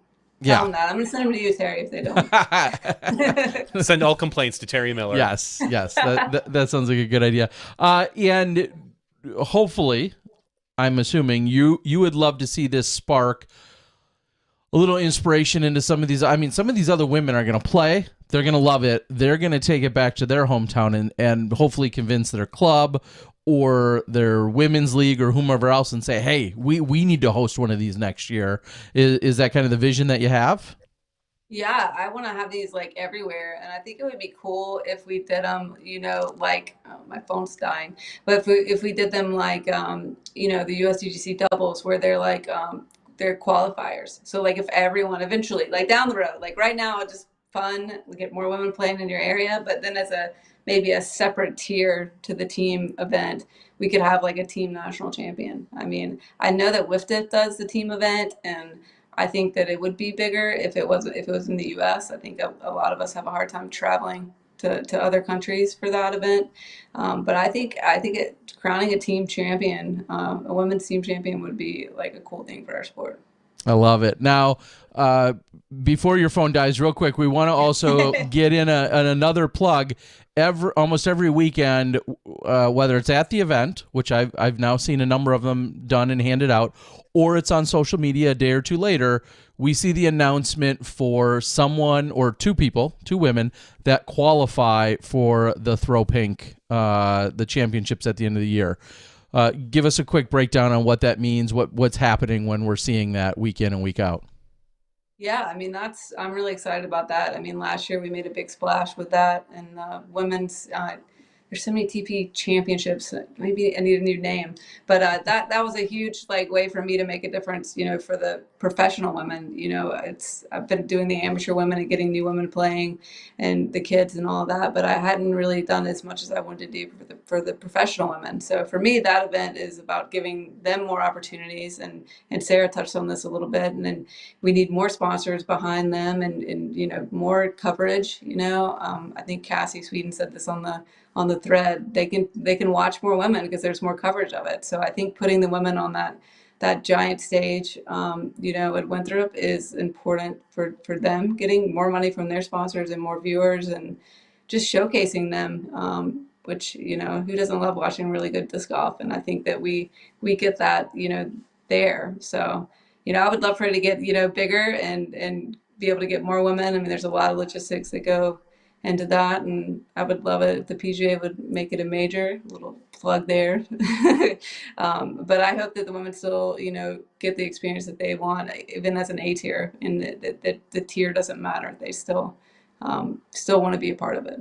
Yeah, it's definitely a huge stage, and Missy Gannon, I think, of last year is not sitting around thinking, oh, but it was only an A tier or anything of that nature. I mean, it was a huge stage, and it felt as important as any other big win throughout the year that I think someone could go out and capture. And it was awesome to be there and to see it and have it all unfold.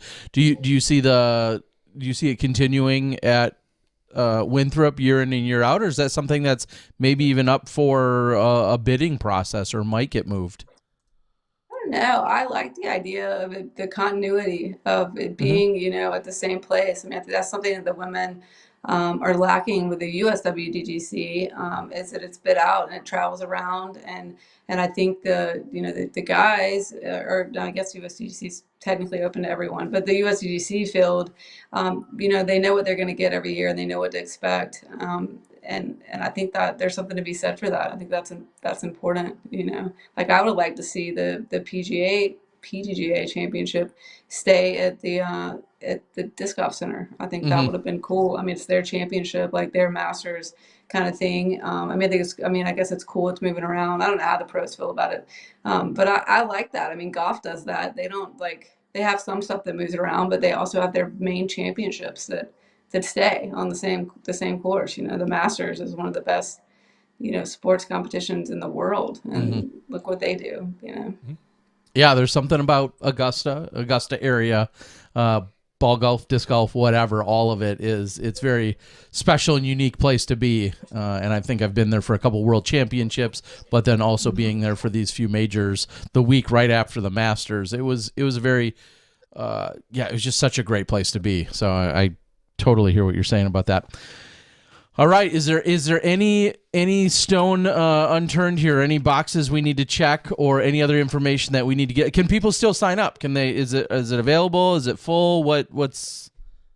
I could maybe fit a couple more teams, but I do need a quick plug. I had one last minute drop. So if anybody wants to come to Marion, North Carolina, I'll pay your entry fee and I'll feed you, and I'll find you a place to stay too. So we need to get one more girl. One person. One more person. They probably can't be too high of a rating, or can they? No, they can be, with that team, whatever rating. Come on, Paige Pierce. Come on, Missy Gannon. Don't play OTB. Come on out. Yeah, just tell Sarah. Be like, hey, skip the golf course. Tell Sarah you'll just fly her back. Anyway. Exactly. Yeah. So she should just come play there. I mean, that seems. All right, I'll talk to her. I could talk to my 11-year-old. I'll put her on a plane tomorrow. Send Mackenzie down there.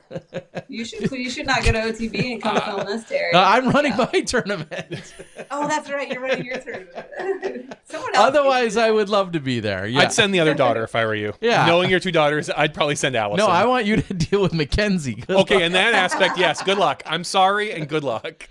Kenzie, if you're listening, go to bed. All right. Sarah, anything else you want to share with us before we let you go tonight? No, thank you guys so much for having me.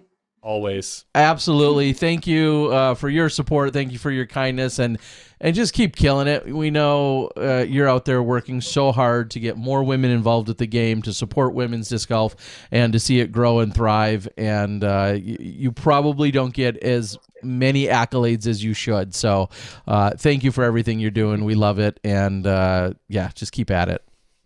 All right, thanks, guys. I'll try to stay awake for the after show. Okay. You don't have to. That's where we're going to talk about you. All right. Good night, Sarah. Good night, Sarah. She does. She. I don't want to say she hides, but she is always behind the scenes, and she does so much for the sport. She does, and it's awesome having Sarah on. Yes, thank you so much, and best of luck to all the competitors out there this weekend. She'll have to give us an update later as to who filled in and then was able to come play. It sounds like a really, really fun event. It already had my mind racing about something that could be done of that nature. We know that Jenny Sanfilippo here in Milwaukee area works very diligently to foster competitive events for lots of different skill levels and ranges and whatnot. And I just think something like this, fits right in line with that. It sounds like a really, really fun time. So, or even just having, obviously dedicating it to FPO, but just your regional team event with a ratings cap could be kind of cool. Like she said, get a ratings cap of maybe it's a little bit more than 3,600 or whatever her number was. I forget. 35. Thank you. Maybe it's 3,800 or something. Sure. And so you encourage people to find FPO players, you have to have one FPO player, or, like a lot of team events have specific spots for a Masters player, an FPO player. You've got a Grandmaster player, a couple Open, Advanced, but just put a ratings cap on it. Because then who cares if you're 880 rated man player, not because they're not an MPO, but is playing against an 880 rated women's player. So I don't know. I think it could be kind of interesting. Okay, make that happen, Terry. You're the TD.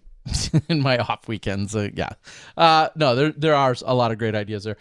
Is there in the regular show here, real quick, before we close out, I also personally want to touch on, I was out of town. I was not involved in any way, shape, or form with the Masters Cup that was taking place. Nor was I. We were not part of the schedule for the Silver Series, or they're just finding a way to gently let us go. No, but we're not involved with the Silver Series in this particular weekend. And when it all was said and done, speaking of the college event, that's what really created or put the bug in the ear of one Stephen Dodge about 5 weeks ago. And Stephen Dodge was watching the college event, and he's like, yeah, I could do something kind of sort of along those lines. That sounds like fun. I'm going to run a college event. And sure enough, he ended up putting one together. He just wants to be around college kids, make them feel younger. Something like that. The Maple Hill Invitational took place. It was a lot of fun.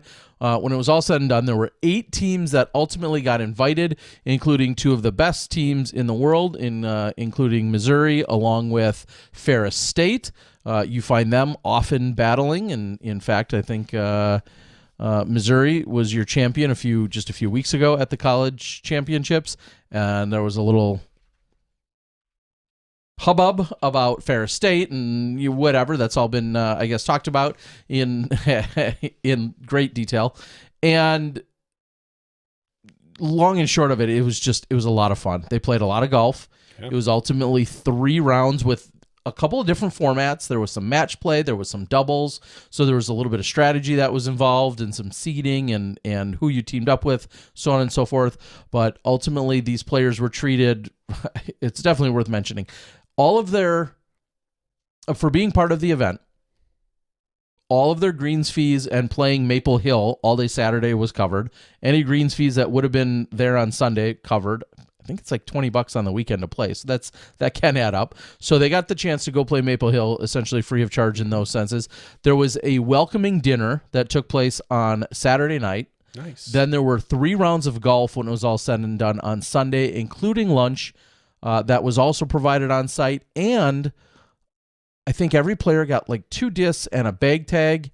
And on top of all of that stuff, they got to meet you.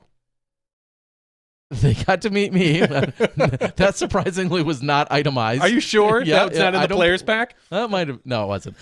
No, and on top of all of that, there was no entry fee. It was an invitational, and everything was covered. And I think that was largely, if not solely, due to the sponsorship and the support of Dynamic Disc. So I want to get all of that in there. Huge for Dynamic to step up in the way that they did. Of course, they worked on a very tight timeline with Steve to make it all happen. Mm-hmm. And next thing you know, the event was taking place. So I've got to thank my 2 main men, Todd Dodge, who came out of filming retirement. The OG best disc golf filmer. Dating, decades ago. Brother owns course. Yes. So Todd Dodge Love you, Todd. Helped out. And then Matt Graham from the Nick and Matt Show. Also, he's working on some edits. I'll be working on some edits. But thank you to those 2, along with Steve, and then everyone at Maple Hill and all the teams and, all the givens, so on and so forth. But It was a lot of fun, and it very well could be the first year of something that grows into something massive in terms of having more teams, having more golf, and another opportunity for college disc golf with unique formats. So cool. Big shout out to all of them. So, all right, I think on that note, let's close out the regular show, and then we can talk a little bit more about some Maple Hill shenanigans. I may or may not have taken down Simon in a few games, played at his house. There was some pool, some billiards, I think I referred to it as. There was some darts. We had a good time, and I'm just saying, maybe don't spill the beans, Tara. Okay. Thank you to Sarah for joining us tonight. Congratulations to Sarah Hokom, of course, your FPO Masters Cup champion. Also to Gannon Burr. Gannon was featured last night on the Nick and Matt show, and I got a few questions in with him there. And so impressive for such a young superstar. You didn't Smashbox up that interview, did you? You didn't make it like an hour and a half? No, we kept things relatively short, but it was a really good time, and I was truly honored. I'll talk more about that later, but I was honored to be there in studio over on another podcast. That was a lot of fun. So as I said, thank you, Sarah, for Johnny V and myself, Terry Miller, the Disc Golf Guy, and our One Disc, One Tip segment from Ace Run Productions with Lisa Fakis. We appreciate you guys. We've got all sorts of silliness planned for you guys in the after show. We'll see you then when you step inside the Smashbox. Thank you to our $2 and above patrons. Your name is listed below in the credits. If you are interested in being listed as a producer in the Smashbox TV credits and supporting this and other fine podcasts, please visit patreon.com/SmashboxTV.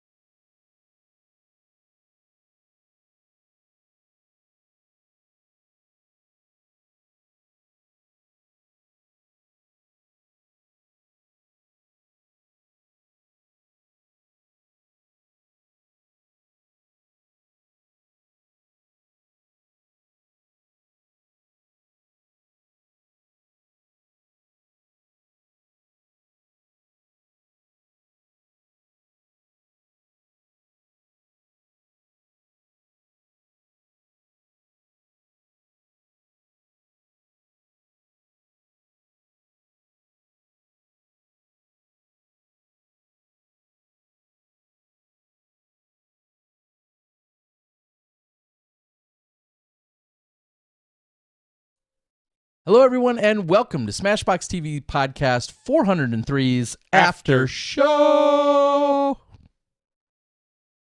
Should have been After Sarah's. Yeah, we had two Sarahs. Dueling Sarahs tonight. One with an H, one without. Johnny, you have a little bias. I think you have a wife with or without an H. No H. This is an H-free household. H to the Izzo? Take it that any way. Take it any way you want. There's no H in this house. For those of you that, whether you're roasting me online, yes, which is most of them. Sometimes I deserve it. Sometimes I don't because I'm smarter than you. Whether you're asking me a question, never an H in my name. It's not JOHNNIE or JOHNY or JHONNI. Or JOHNNY. Yep, none of those. There's no H in my name. Just like my wife has no H in her name. We've kind of got a wonderful thing in our family where we've all decided no H's in our names. So I'm biased to the no H Sarah. Yeah. Okay. Just saying. Just saying. All right. So yes, if you ever need to remember, there's no H's in Johnny V. Johnny V does not deal with H. You don't give an H? No, give him H? I don't know. feel like there should be an easy way to remember that. So either way, here we are. This is the after show. I've never done H. I've never. Yeah, it's never. Some things will get talked about that are disc golf related, and some things may not be disc golf related. We welcome you to the show, largely driven by our active YouTube chat and or Facebook chatters. So if you've got something for us, please get it all fired up, ready to go in the chat. Also, they're running a special that the super chat is on sale here in the after show. So if you want to try that out, you can. It apparently does work. Speaking of which, I believe I'm expecting a wire transfer from the Nick and Matt show. There were some super chats that they aren't necessarily used to seeing. Some came in. Some specifically said for Terry. Okay. I'm just waiting on my wire transfer. I'm sure they. Saying. Well, they probably need to call their bank, set up the wire. Did they get your wire? My ACH and yeah. Did they get your ACH my routing number and my? No, you don't want to do that. You can just have a wire number. You can have right to your. So yeah. Well, either way. So real quick, I will touch on. It was an honor last night. After hanging out all day, well, Saturday evening, Sunday, and then all day Sunday, Matt Graham had earlier made the suggestion that if I stuck around for an extra day or so, that maybe I could be in studio for the Nick and Matt show. I'm like, oh, that's cool. What is that? And then, I'm just kidding. Yeah, so, and it's really convenient that Matt lives, I don't know if it's 7 or 9 minutes from Steve Dodge. And so very close by, I was able to go over there and be part of the show. I'm going to say this. It was so weird driving back to Steve's, being done with the show, having a chat afterwards, all of those other things, and it was 10-something local time, which meant here in Milwaukee or Central Time, it was still 9-something, and I was completely done. Are you saying felt very weird that we need to start our show earlier? No. I'm not necessarily suggesting that. But you're it not just was not it was just very weird for me, and I hate this. I hate being I guess I was going to say I hate being out of sync with Central Time in general. The best time. It just always feels like, yeah, I guess if I had to choose to not be in Central, East Coast is better for me, because that means everybody else like hasn't caught up yet. They haven't had their day done yet. So, yeah, it was a lot of fun. I thank you guys so much. Nick was coming in from his place in Virginia. Evan was there from Statmando, and then of course Matt was running the show, and then Gannon Bird joined as the main featured guest there, and we got to talk to him a little bit about his performance and everything that he did at Masters Cup, and it was a lot of fun. So you'll love this, Johnny. I think they even opened the show introducing me with trying to pour some salt in that Milwaukee Bucks wound of mine. Yeah. How do you feel that went? For them, not well, because you don't give two craps about basketball. Like, in general, you're not a basketball fan. Yes. I mean, you would rather see the Bucks win than not, but I know, because they're not. And if you're a basketball fan at all, it's of one team, and that's the 1993 Bulls. That's it. That's 95, 96 Bulls, yep. That's the only team. Not even the 99 Bulls. No. Not even just the Bulls. Just like the 95 Bulls. That's like the only team Terry cares about. If your team doesn't have Horace Grant and Paxson and Tony Kukoc, yep, and then Terry Cartwright, Scottie Pippen, little BJ Armstrong. That's right. I had all the basketball cards. That's the only reason why I know or remember any of those names. I did pull out a few names, though. I mean, the obvious Larry Bird, but I was like, they made some reference to the Celtics. I'm like, yeah, what about Kevin McHale? Robert Parrish? that was my best pull, probably. And they were like, who? Yeah, exactly. So I was definitely dating myself. Yeah, you don't really care. Obviously, it's nice when the Bucks win for you, but you don't really care that much. Nah. I watched most of the game. I think I turned it off with like 4 or 5 minutes left because it was over. Was the seventh game a blowout? Yeah, it was, right? It was more or less. That fourth quarter didn't matter. Let's put it that way. They were down by like 20 plus going into the fourth quarter, and the way the Celtics were playing, it just wasn't happening. We need Middleton. we need Chris Middleton. We didn't have our number 2 player, and not that they were at full health either. I think they were missing one of their players. Just without Middleton, our team is not nearly as good. So that's that happens. That's every team, part of a long season. Oh yeah, but the injuries are what got us. It's being you got to stay healthy. Part of the whole season. Staying defense healthy. wins championships. Not so much anymore. Not in the NBA. 3-pointers win championships these days. I'll go as far as saying, other than Giannis, I don't know a Milwaukee Buck. Okay, I couldn't name one. I couldn't. Well, we don't need to. I don't need to go on record of just how dumb I am or ignorant I am, but I don't know if I could name 10 current NBA players. Maybe I could if I really thought about it, but we won't bother. One thing that I did see, and I know this is the little bit I spew about NBA is truly how mesmerized by the skillfulness that you see from Steph Curry shooting. And there was just this little Instagram thing where he, took 4 or 5 shots that, started at the free throw line roughly, back to almost a half court, swishing literally every one of them. It was like 4 or 5 shots in, as he progressed back, gets to nearly the half court where he had made it, and then cycles back in the 3 or 4 or 5 shots, again, all swishes, and then, throws up one way up in the air. It's truly almost disgusting to watch that accuracy. And I don't care who the player is. It's incredible to me to see that. But I saw that all on Instagram. Yeah, just crazy. So, also, big shout out. I saw none other than Chasing the Bees. Mark was out there this weekend in the bow tie, so you definitely know who he is. He took a ton of awesome Instagram stories and photos and snippets, and was the one-man Instagram media crew that he is everywhere he shows up to. Mark, I see you on the board and love you, buddy. It was so good to see you out there. So thanks for all the extra action you got during that 3rd round. Yeah, Steph Curry would be a great putter. Oh, man. It would be interesting to see someone who clearly has been so disciplined and, has all these, ball handling skills, to see if you gave him a putter, a stack of putters, and then just gave him some basic instruction, like if it could translate just into something rhythmic and fluid and is remotely consistent. Maybe the Calvin style basketball putt. But that would be awesome. Just watching Steph Curry do those. Just drain the Calvin basket. Okay. Yeah, that's a good call. I don't know. I don't think. You don't think that fluidity, or it's a totally different motion. I get all of that, but you don't think it so translates different at all? Now, if he was really good at the granny shots, maybe. I mean, he probably is. He could do the Jake. I think.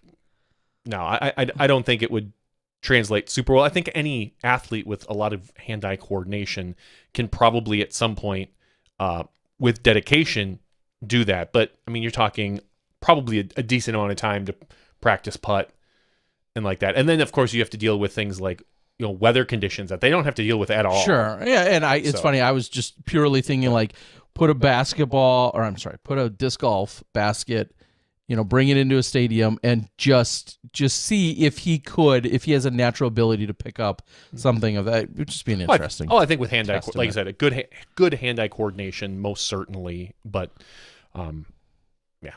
and then there was another big playoff game. Apparently, people were really worked up about the Suns Mavs.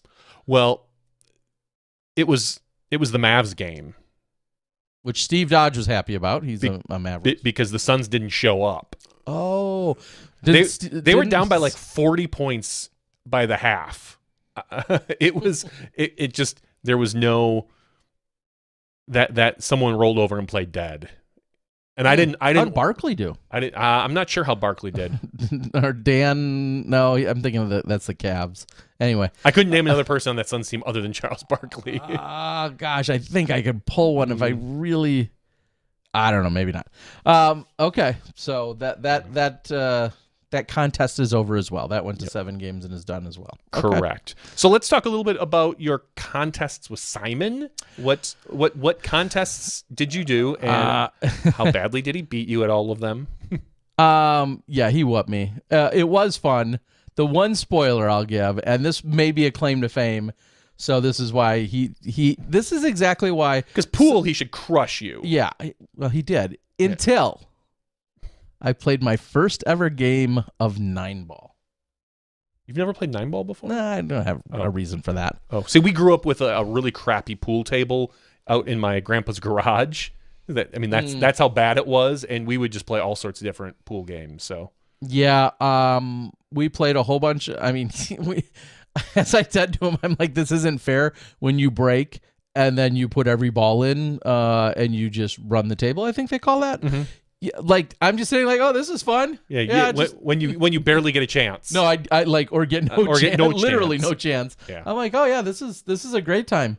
Mm-hmm. Thanks for having me, Simon. Just to watch you clean up the pool table. Yeah. No, I genuinely had a really good time. He graciously had invited me over. We went back and forth as to things to do, and we talked about going to play some golf. And after 3 rounds at Maple, I was like, yeah, I don't need to play golf. And it was sunny out, and then all of a sudden we had this like flash rainstorm that came through. So I'm glad we didn't go out and play golf.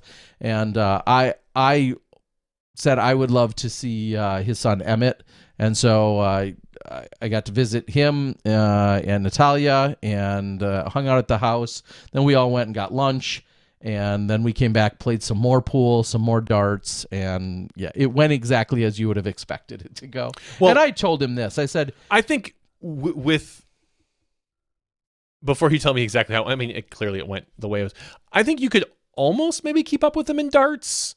Yeah, no. He's so good. He's that good. He's like, I know you're decent. No, but he's that good. He's like 140 again, like no big deal as you're playing 301 kind of thing. Like, okay. Yeah, he is that good. And I will say he had this incredible setup.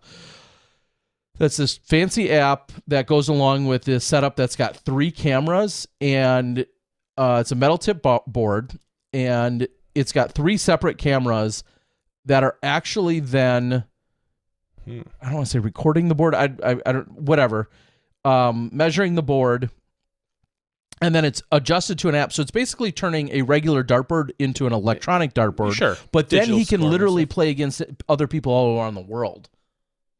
It's like cool. This $800 setup. I'm sure if you're into darts, you know exactly what I'm talking about.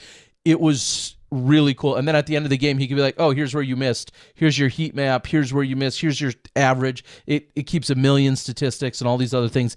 It almost inspired me to want to play darts because it's such a cool setup.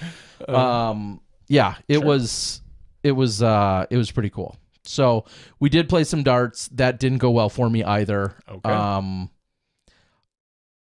I'm like average. I don't even know if I could put a number. I'm an average darts player. Yeah. He is truly on another level, and he talks about how much he loves playing darts and loves playing pool. Those are his 2 favorite things, and he happens to be really good at them.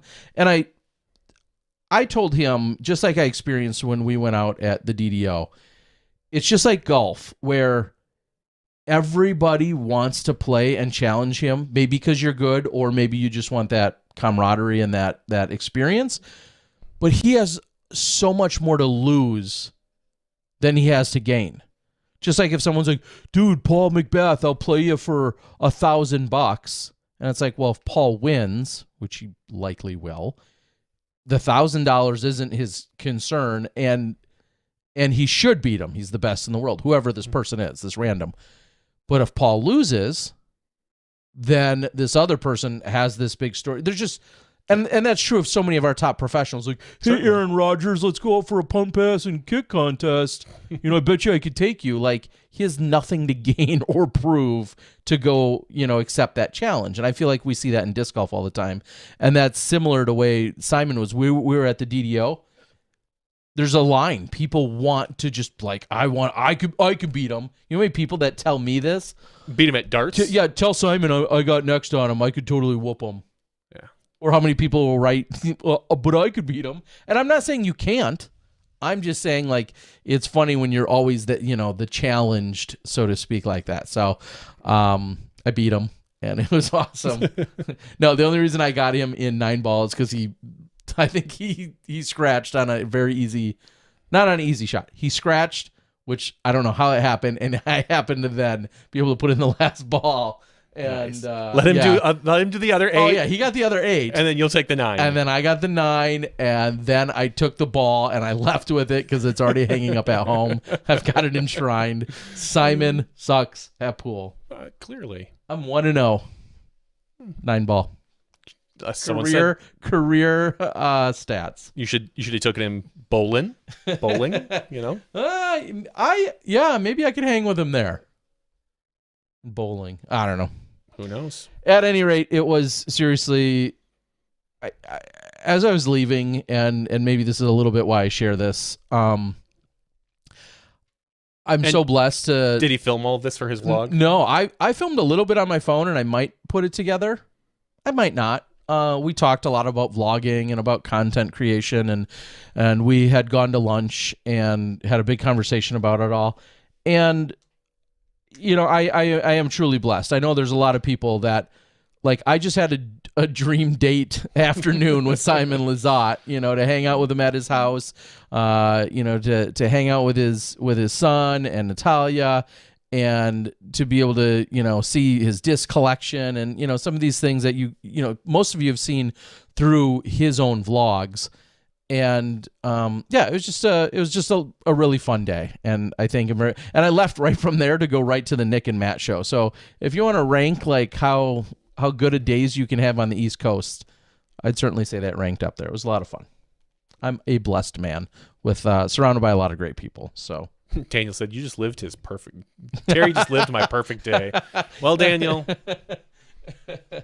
You'd have to be Terry, though, unfortunately. Right then, you do not want that. You do not want that on your shoulders. I promise you.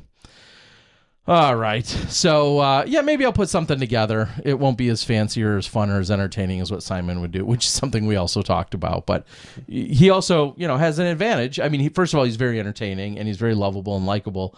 And because of the status that he has, we all know, like, Simon could be like, okay, I'm going to show you guys gardening for an hour, and people are like, yeah, I can't wait to watch that. You know what I mean? Like, which is awesome. That's the kind of attention he's garnered and commands. And spoiler, one of my favorite things, and I don't know if this was in one of his vlogs, he had something I've never seen before. Okay, what's that? I don't want to screw it up. It was a catio.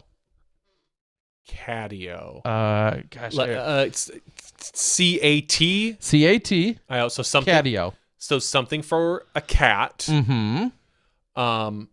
Is this like it rhymes with patio, so right away it makes me think that it's like something you can almost like I'm guessing,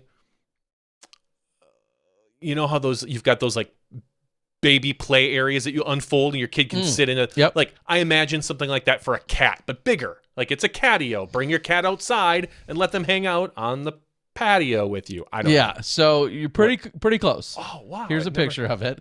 So so it's like a playpen for a cat. It's a playpen for a cat. However, this door, and I'm sorry for our audio viewers, but this playpen or this door opening comes right from his house. Basement or his house. So the cat at any point can just walk out there. So it's like a doggy door, but for a cat, but then it's built into a pen. Yeah, imagine you went to the zoo and you saw something that like the monkeys like are playing. Or monkeys, Monkeys, because that's what that reminds me of. Different levels, outdoor, a cage made of wood. So just a cat chilling on a step. So it was. I've just never seen that before. It's the best of both worlds because he's got 4 cats. One, they're inside cats, but this way the cat can enjoy the outdoors in like its own screened-in patio type safe scenario. area. I've just never seen it before. Tell us in the comments if you guys have any clue what I'm talking about, or if that's something that I should have known about. I mean, no. Carney Schultz has a cat condo, kind of your own little cat area. Yeah, like I said, but it has a door. Cat apartment. I mean, we can just use all the cat puns. It wasn't a catastrophe, that's for sure. No. Oh my gosh. There's a whole cat. have you ever? You probably never heard the cat song. There's a kids. It's a kid song where they all about different words that start with cat, and one of them is like, this. I don't know if Rafi sings it or what. It comes on my kid's radio station, and the whole family knows it now because it goes through all these like this is. God, I wish I knew the. God, I need to get the lyrics now. Yeah. So, Frederico says, "Yeah, I have 2 cats. I know exactly what you're talking about. I had that for a balcony in my apartment." So my question to you guys though is, like his, did yours allow for basically 24-hour access to go outside? So envision like a doggy door, and they can go out a designated area, but then it goes into a cage-like structure. So yeah, as you described, kind of like you would see at a zoo on a smaller scale. I've just never seen that for a cat. What kind of cat are you? It's like, what kind of cat hangs out in your house? House cat. What kind of cat hangs out in the alley? Alley cat. What kind of cat is a chocolate bar? A Kit Kat. What kind of cat has a first name of Tom? A Tom cat. What kind of cat is really scared? A scaredy cat. What kind of cat hangs out at the coffee at a copy shop?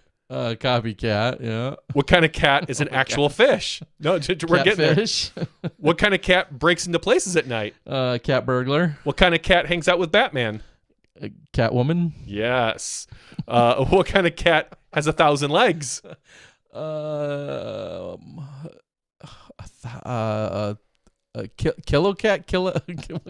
Caterpillar. Come on, Terry. What kind of cat is a big expensive car? A Jaguar.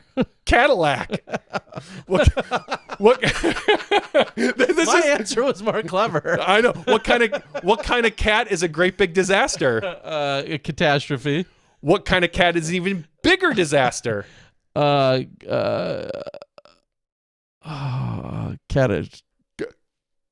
Cataclysmic. Cataclysm.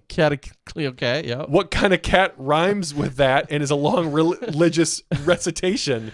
A Cat in the Hat? Nope. Catechism. Oh, okay. What kind of cat is connected to your engine car? To your engine of your car. Catalytic converter. Oh, duh, yeah. What kind of cat facilitates a chemical reaction? So you thought this was going to be easy. No, it gets much harder. I actually think about it.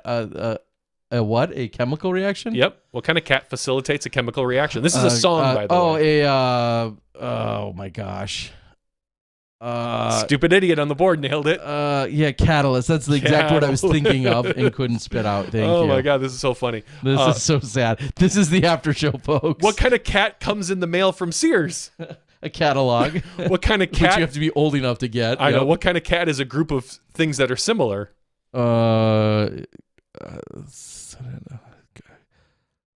Similar? Oh my gosh. This is so silly. I don't know. A category. What kind of cat is a whole bunch of cows? Come on. A herd of you almost just said it. A herd of cows. Oh, no, cattle. A herd of cattle. Cattle. What kind of cat throws stuff over a wall of a castle? A catapult. What kind of cat tunnels under the castle? Under the castle, a catacomb. Catacomb. What kind of cat floats on 2 pontoons?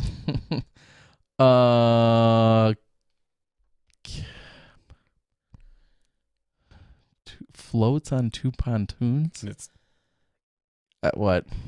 Catamaran. Okay. What kind of cat takes a picture of the inside of your body? A cat ray? No, a cat scan. There you go, cat ray. What kind of cat obscures your vision? Cataract? There you go. What kind of, this is one of my favorites. What kind of cat is being followed by a moon shadow? A moon shadow. Cat burglar? No. No. Nope. Let's see. What kind of cat is being followed by a moon shadow? Not a good night cat. No, good. No, I'm reading off the board. Not Cat Teens. There it is, creepy picture. Cat Stevens. Okay. I'm being that one I followed wouldn't by have a got. moon shadow. I wouldn't have got that one. I was a big You're Cat a Cat Stevens fan. Yeah, I'm not. I grew up with it. What kind of cat is the capital of Nepal? I don't know what that is. Catan? Kathmandu. Okay. And the last one, what kind of cat carries your golf clubs? Caddy. There you go. Thank you, Billy Jonas, for your words and music. Bang a Buck music on BMI. I hope we don't get pulled down on YouTube for that song. Wow. No, I don't know if I feel dumber or smarter for that. That song comes on my daughter's radio station, and usually we're sitting at like the dinner table, and we all sing along to this dumb song. All right. All the time. So that's what made me think of it when you're talking about different cats. So congratulations. Welcome to the after show. Wow. Welcome to the Cafter show. There you go. All right. Wow. So, yeah. James says that was exhausting. Tell me about it. Tell me about it. I had the chance to look even dumber than normal. All right. Ryan had said, LOL, I have one of those set up in the window. Was thinking about getting some chicken wire to make a cage area to set up by the back door patio. Well, you would be on the right track. Stupid Idiot asks, is the mulch gone? No, it's not. And I'll say that because it's hard to like walk around I know. and not like step into your, like mud or something else. Yeah. We got about a quarter of it left. My wife. So you spread more this weekend? Oh, my wife knocked out a whole bunch. Okay. Yeah, we've got about a quarter of it left. We've got a spot for some of it. Again, we literally told our neighbors, like, you want some, please come take it. Don't feel offended. So one of our neighbors actually said, it's like, yeah, I could see doing that, which is good because I'm looking over at his house. And I'm like, he could probably use it around his house. So there's no mulch smell in the house, nothing like that. Yeah, so we've got a spot for some of it, and then the rest of it, worst case scenario, I can just go sit in the ditch. Or I'll just try to bring it into the backyard and make our mulch a little thicker. So I am working this weekend doing the OTB, so I'm really hoping my wife can nail some of that down. So we'll see. I mean, if you want to haul it down to the tournament, we could use it on Hole 13's Island Green. I can put it in your trunk right now. Nope. Just right into the trunk. Just open up there. Just put it right in there. I'll even let you borrow the pitchfork so you can get it out. Yeah, no, I'm good. I am good. So. All right. Yeah, it says I know we talked about it in the regular show. If you're listening this way too late, or maybe Friday or Saturday, this weekend happening, the Skyline Classic, as we talked about earlier, continuing to see registrations pour in for that. Super happy. I really don't want it to sell out at 288 people. Oof. Only because there's for 2 rounds in one day, the courses are, around 7,000 feet, and it's going to be a long day of golf. And so if we're not full at 72 people per pool, I'd be okay with that if we even were somewhere between 54 and 72 per pool. But right now we're cresting over the that 100 mark, so more than 54 per course. Should be a fun weekend, southeastern Wisconsin, and working on more course stuff in the area as well. But that's for another day. All right, let's see what else is on the board. Daniel says, excited for OTB. I'm excited.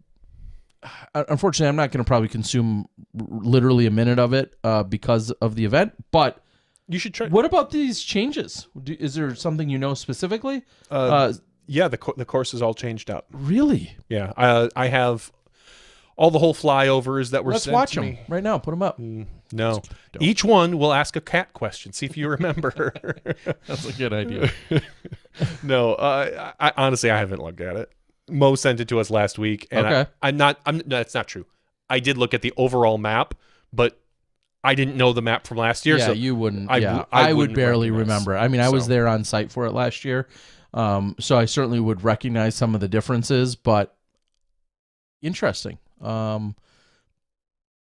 Yeah. So it's I what I can say to that is, last year it was a brand new course on tour. This year, of course, it's the same property, but then I wonder how much it will feel like a new course, depending on how many of the changes are significant or not. Excuse me. So that should be really interesting to see how that plays out. All right. Ray says, I'm telling you, just do some vigilante gardening in the neighborhood overnight. No one will know the mystery mulcher. And I said, at this point, everybody will know. When they look at my mulch pile, they're like, oh, that's weird. So did I mention that I watched the movie Metal Lords? Yes, which is funny you say, because I feel like I tried to download it right, because of course I remembered right before my plane was about to take off. And I feel like I was trying to download it before my plane took off, and then I never got around to it, or it didn't download all the way. But that's maybe something I'll put in for my next set of travels. It's good. So what did I watch? The wife and I today watched the first 2 episodes of the new season of, get this, the new season of Kids in the Hall. Girls. Okay. And that's on Amazon Prime. Okay. If you ever wanted to see full frontal of Dave Foley jumping up and down. No, this is not getting better. This episode is for you. I laughed because I didn't think they would. I mean, they're on Amazon. They can do whatever they want now. Sure enough, they're like him and one of the other, I forget if it was McCullough or not, but just walk out butt naked. And it was humorous. So far, first 2 episodes, not bad. Okay. Yeah. Carney Schultz says Kids in the Hall with a question mark. I don't know if you're questioning what the Kids in the Hall is. It's not an old MTV show. Yeah, Kids in the Hall from the 88 to 95, I think, or 89 to 95 is when that ran. Wow. Then they had a movie. I wouldn't have guessed that early. Okay. Yeah, then they had a movie called Brain Candy, which I've only seen bits and pieces of. So, and that actually plays into a little bit of their very first episode. So anyway, we'll watch the whole season. I like Kids in the Hall. I liked it when I was younger. It's a fun sketch comedy. Okay. Oh, Creepy Picture says, just watch The Pentaveret with Mike Myers. I've heard very bad things. Like, I love me some Mike Myers. One of my favorite movies of all time is So I Married an Axe Murderer. I think it's always had a special place in my heart. And even this looks like it might be a little bit too much. So, like, I was never a big Austin Powers guy.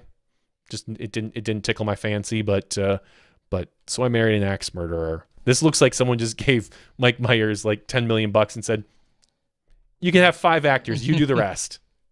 So I don't know. I'll end up watching it at some point probably, but maybe I'll save it for a plane ride.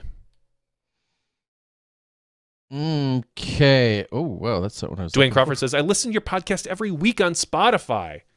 Always way too late to watch live. Just dropped in to say thank you. I will listen to this later this week. Well, thanks a lot, Dwayne. I hope you enjoy listening to us later this week. We appreciate that. One of the questions that came in and said, Terry, what is your most memorable or ridiculous experience as a TD? Controversial decisions you had to make that pissed people off. Wow, there's, it's funny. I don't know about super memorable. Yeah, there's a few. I mean, there's one that to this day is hilarious how much it did piss somebody off and it shouldn't have at the time. I think back to... Was it me? Was I mad? No. I think back to around... I think it was right around 2008, which is funny because another one's from then too. But 2008, when I ran the cold turkey... I was not there, probably. You were not. But I ran the cold turkey, and during the first round, or it might have been... Maybe it was I'm sorry. It doesn't matter. It might have been the 2006 event that I ran at Brown Deer. It was at Brown Deer, and I mixed the divisions first round. And so there were some juniors that were with pros. There were intermediates with. It was a much different world. Yeah, it was a much different world where that was far more practiced. And I'm going to say acceptable. It was going out of style even then, but a little bit, but it was still within the rules. And I remember one of our locals that just had a raging fit about who was on his card. Someone else that was on his card, a younger player who was actually a very well-behaved younger player, but just had a raging fit about it, and took to the internet, the message boards, the PDGA message boards specifically, and had just a raging fit and just took it 100. Also took it personally, which was wildly off base, as if I had, somehow, sabotaged or purposely planned it in that sense. Like I thought it would make him mad. At any rate, that was one that, and then he rallied his troops, of which largely didn't care for me or didn't like how I did things, and or were, just frustrated with me, doing disc golf for a living. And, that helped. I don't know. I don't want to say it helped stoke it put another log on the fire of idiocracy by a number of people. Rewind or fast forward, depending if that was 06 or 08. But in the middle, 2007, another memorable moment was someone that was screaming at me at the AM Worlds that I was the tournament director for, 2007 AM Worlds right here in Milwaukee, the one Paul Macbeth famously lost. And then started screaming at you. No, it was not Paul. It was it was somebody. You don't have to name them. No. It was somebody on behalf of an ace was hit, and that was, I believe, the first year ever that the PDGA had decided that aces would get paid out in merchandise as opposed to cash. At Worlds, that was the policy. I had zero input on that. I don't even know if I knew that was or wasn't going to be implemented. Quite frankly, I had a million other things to worry about. To this day, the PDGA worries about certain things. The tournament directors worry about certain things.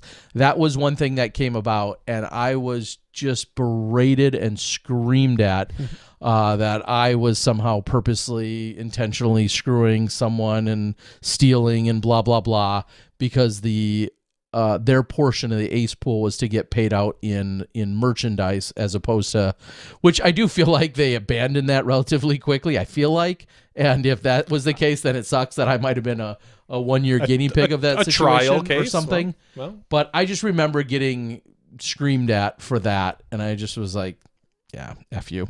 So that was one that certainly jumps out. I don't know, is there any other right around 2008, and I did just double check, there was a question about whether that was coming in for an event that I was running, or was I listed as the official TD? I was not. Even better. Good. I had helped run and was part of for a number of years, and there was some weather rolling into Oshkosh, Wisconsin, up near where Johnny and I grew up, and it was an event that was taking place. And we had played so much golf, but there was a question about how much more golf could get played or something. And storms were nearby. And the question was whether or not we were going to play more golf or complete a round, something of that nature. And when it was all said and done, I was in the lead. And I just remember there being some controversy around it, and I had to double check. I was not the tournament director, which would have made it even more awkward, I'm sure, about that argument. But I know that being part of that conversation. And then the very next day, me and another gentleman got on a plane in Chicago, and we flew to the Japan Open. I was like, cool, I just want to beat here, and now I'm going to play in Japan. And it worked out in my favor. But I just remember some controversy that surrounded that, because there has been other times where I called off an entire round. Just a year or two ago, I had to call off an entire round in a springtime event because we had this miserable snowstorm that came in for the Skyline Classic. Oh, yeah, I do and remember it was, that. I mean, every road in Wisconsin and in the area was truly deadly. And it was this ice snowstorm that came in the middle of the day. And when it was all said and done, I ended up calling off the second round. And naturally, depending on how you shot, you maybe loved or hated that decision.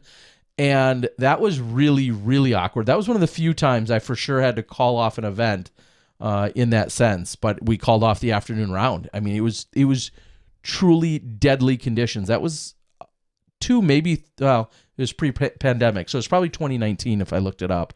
That would be the year that I guess it was. So there's been a lot of those kind of random things that I could say. I could probably write a book on overall tournament directing stories, though, because a lot of registration stories usually. Yeah, a lot of stupid people, a lot of people that think they're special. That I always have said, the most creative people are the ones who are on the waiting list. Oh, but dude, you could just add like, this is part of my reason why I hate ghost holes so much, but you could just like add like 3 holes here, or I could just tee off after so-and-so, or you could just add like 5 more to our division, and then it'd be an even like 57 or whatever. Like, I've heard it all. Well, the best part, it used to be when mail-in registrations were a thing. You know, that awkward few years when you could mail in a registration or register online, and which one got priority. You know, oh, but mine is post-dated. Mine's post-dated 3 days ago, and you let someone in, and now it's full, and they registered 2 days ago. I'm sorry my stuff didn't get to you. Sorry. Should have registered. I take them as I get them, not as you send them. Yeah, the PDG I opened up my browser 3 days ago, and I just didn't hit submit. Somebody said that. I've heard that. I believe it. I opened it up and I started to register, and then I got distracted. Cool. Like, tell that to Ticketmaster too. Like, well, no, but I swear I had the Nelly concert all pulled up. I was ready to go. The Nelly concert? Really? No. That's where you're going? You're going to a Nelly concert, Terry. But I swear I absolutely have heard that one. I've heard that more than once. I opened it and I got, then my kid woke up, or I got a headache or whatever, and I got distracted and I didn't finish my registration. Cool. Anyway, yes, they're the people on the wait list always have the most kereative and clever ideas about how they could get into the tournament. I promise you that. So anyway, all right. Carney says, I've been screwed out of 2 ace pots. One, the ace pot was for the club members, why I pay into it. Other alcoholic ace pot holder went missing a few weeks. That sucks.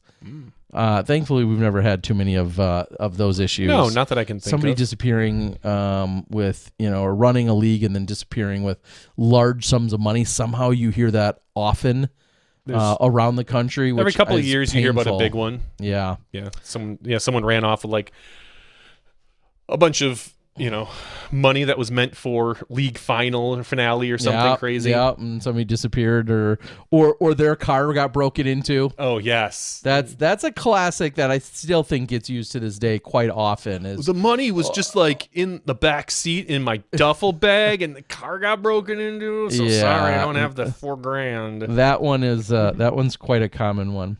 Ryan says, I feel like half the field quit that Skyline by the time round 1 was over. Yeah, there were a lot of DNFs there. Yeah, it was certainly crazy. Darren asks, how do you feel about 5-player cards? I'll say this. I was fine with them for many, many years. When you're playing a 6,000-foot course, you're playing in a local B tier. I hosted, I'm not going to say hundreds, but dozens of tournaments that had that, and that was the status quo for a long time. And then I started filming tournaments, then when you started going to other tournaments, then when courses got tougher and a little bit longer, and you just realized how much less pleasant a 5-some is to play in as opposed to a 4-some. A few years ago, I eliminated that as part of my tournaments. I think which is always the first thing people say. Yeah, you could just, dude, you could add 18 more people if we just if you go to 90 instead of 72. Yeah, and we could add a lot more time and make the experience a lot less enjoyable for a lot more people just because you signed up late. I think we could do that. I think 5-somes can still be acceptable at certain courses. Sure. If we were to play in Beaver Dam, which Absolutely. For those of you that don't know, very wide open, short course. 5-somes would be unacceptable. I don't believe 5-somes would be acceptable at any of the Kenosha courses that you're planning on playing, where you're just looking at adding another hour to a round. So yeah, it just, especially if people get used to then playing in 4-somes, which I feel like is adopted more commonly as a standard now, and more regularly. And then you go play in a round that offers 5-somes. It feels like it can really just slog. Like, yeah. Ray Zerhausen asks, are there any pros on tour you don't get along with, Terry, for any reason? It seems get like out your notebook. It seems even the roughest of characters are open to you. Yeah, I'll say this because I know there are people who are disliked online, and there's a few of them out there that are friendly with you and that you like, and I'm sure there are people online that people really like that don't get along with you. Yeah, I'm sure there are a number of players of which I'm totally oblivious to them disliking me. I don't know if it's 5 or 10 or 55 of them. I'm sure there are, and just as if I don't care for someone or get along with someone, I would like to think that regardless of my personal feelings, that when the job and duty comes up to act in a professional manner to do something, I would love you to never know if I dislike someone. It might be obvious when I really do like someone, but if I really dislike someone, I hope it is absolutely not in any way, shape, or form told. And I will follow that immediately up with, I think there's some people who assume I dislike certain people. Like, people think I dislike Nico. I don't. I give him a hard time about how long he takes from time to time. Usually it's in a very lighthearted, joking fashion, but I don't dislike Nico. I don't believe Nico personally dislikes me either. So a lot of, it's that classic, like, everybody sees us interact in one way and then you just assume you know what the situation is. I think largely that's not the case, but yeah, there's people I don't care for, and there's people that I think are just, better when it comes to media interactions than others. So, I don't know. A lot of people think that Kelvin disliked me. And then you find, like, no, he's pretty short with a lot of people he has conversations. Yeah, that's part of his. Those early interviews, people were just like, he clearly doesn't like Terry. He doesn't want to be interviewed by Terry. Listen to the answers he gives, and then you realize after a year or so, you're like, oh no, that's just Kelvin. Yeah, and then a couple months later, he's on videos with you, and he's actually relatively pleasant with you. Yeah. So, yeah. I will say though. Again, I can't stress it enough. I would hope no one has any genuine knowledge of someone I dislike when I'm interacting with them, because I have to set that aside. It doesn't matter. I wanted to make a joke on the board that says Hannah Macbeth. She cannot stand you, Terry Miller. But that's not true.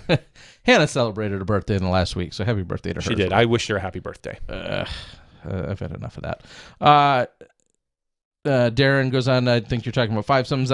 With that said, some courses, it's fine. It seems like every tournament I've played has five-sums, and it gets kind of old. Again, in Wisconsin, we grew up with that, 100% normal. I've run dozens and dozens of tournaments with five-sums, with 90 people on the course, and forever that was truly the status quo. It was a standard. And then once I got a little taste of seeing other bigger tournaments and then just knowing how that experience really is, that's when I felt like 4 needed to be the new norm. You know what else is the new norm? Donating to us on patreon.com/smashboxtv. Oh my gosh, don't do that. If you are not doing that, you are out of the ordinary, because everybody else is doing it. Don't be left out now. Patreon.com/smashboxtv.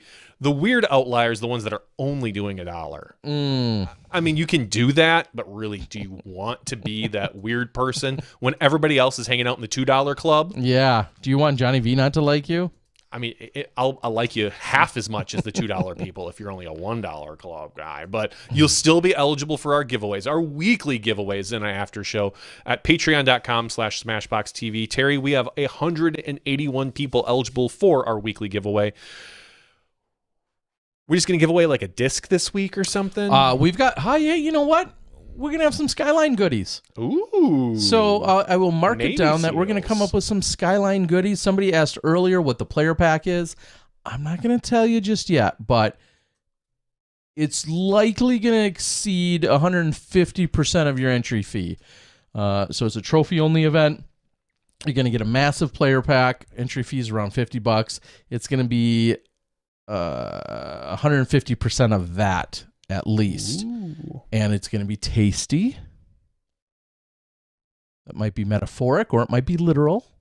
But yeah.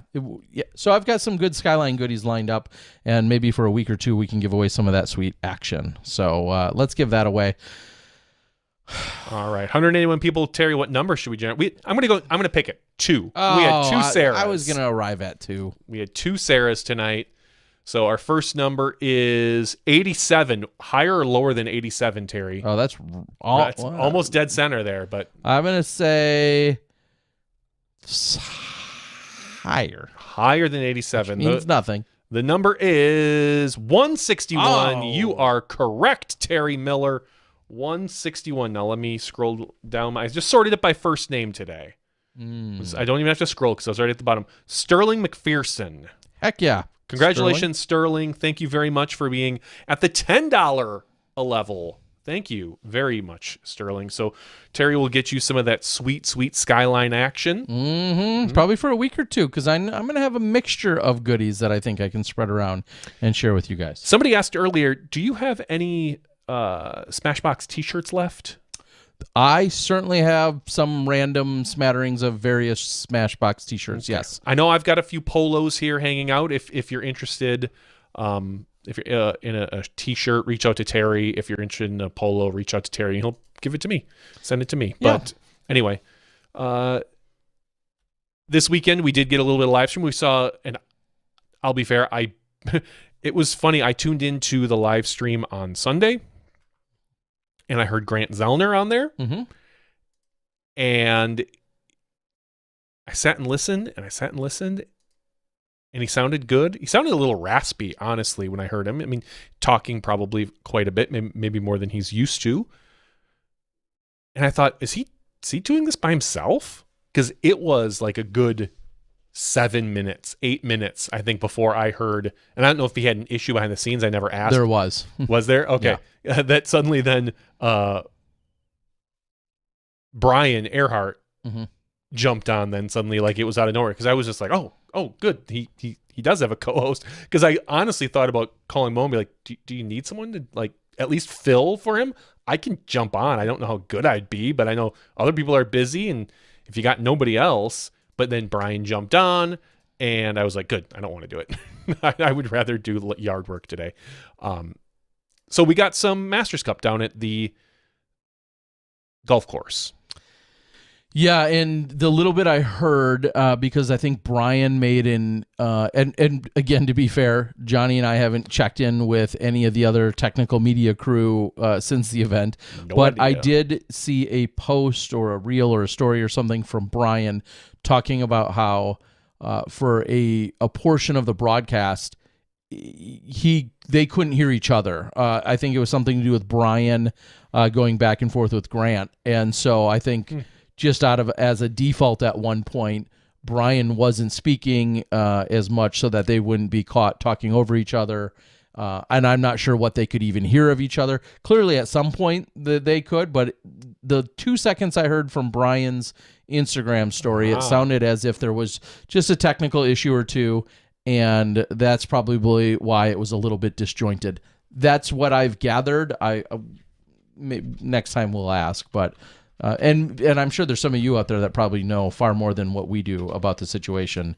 Again, with neither Johnny or I working this weekend and being part of it, there's certainly some details that we're just not aware of. Correct. The only thing I reached out to was I heard that there was an issue with Vimeo and that it jumped over to YouTube at one point. Yep. And so I just reached out to Mo and Gary. I was like, was everything cool? Was it something on our side? And they were like, no, they believe it was an issue with Vimeo because they couldn't even log into Vimeo's back end in order to do something. So they think it was a temporary issue with Vimeo. So they just push it to YouTube right away just to make sure that it was out there, which is the nice thing about having that as a backup. Yeah, except for I pay for Disc Golf Network's exclusivity, you and want I don't want the refund? world. I don't want anyone else that didn't pay for it to see it. So they should refund you, right, for that one or half pay round? me double. Pay me double my subscription cost.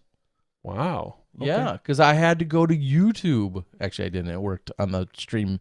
It worked on the app just fine for me. And my understanding was that it didn't fail for some apps, and it did for one or two others. Correct. So it was goofy. And I literally talked to them for about 30 seconds over Messenger, and then I was like, Not our problem. Don't care.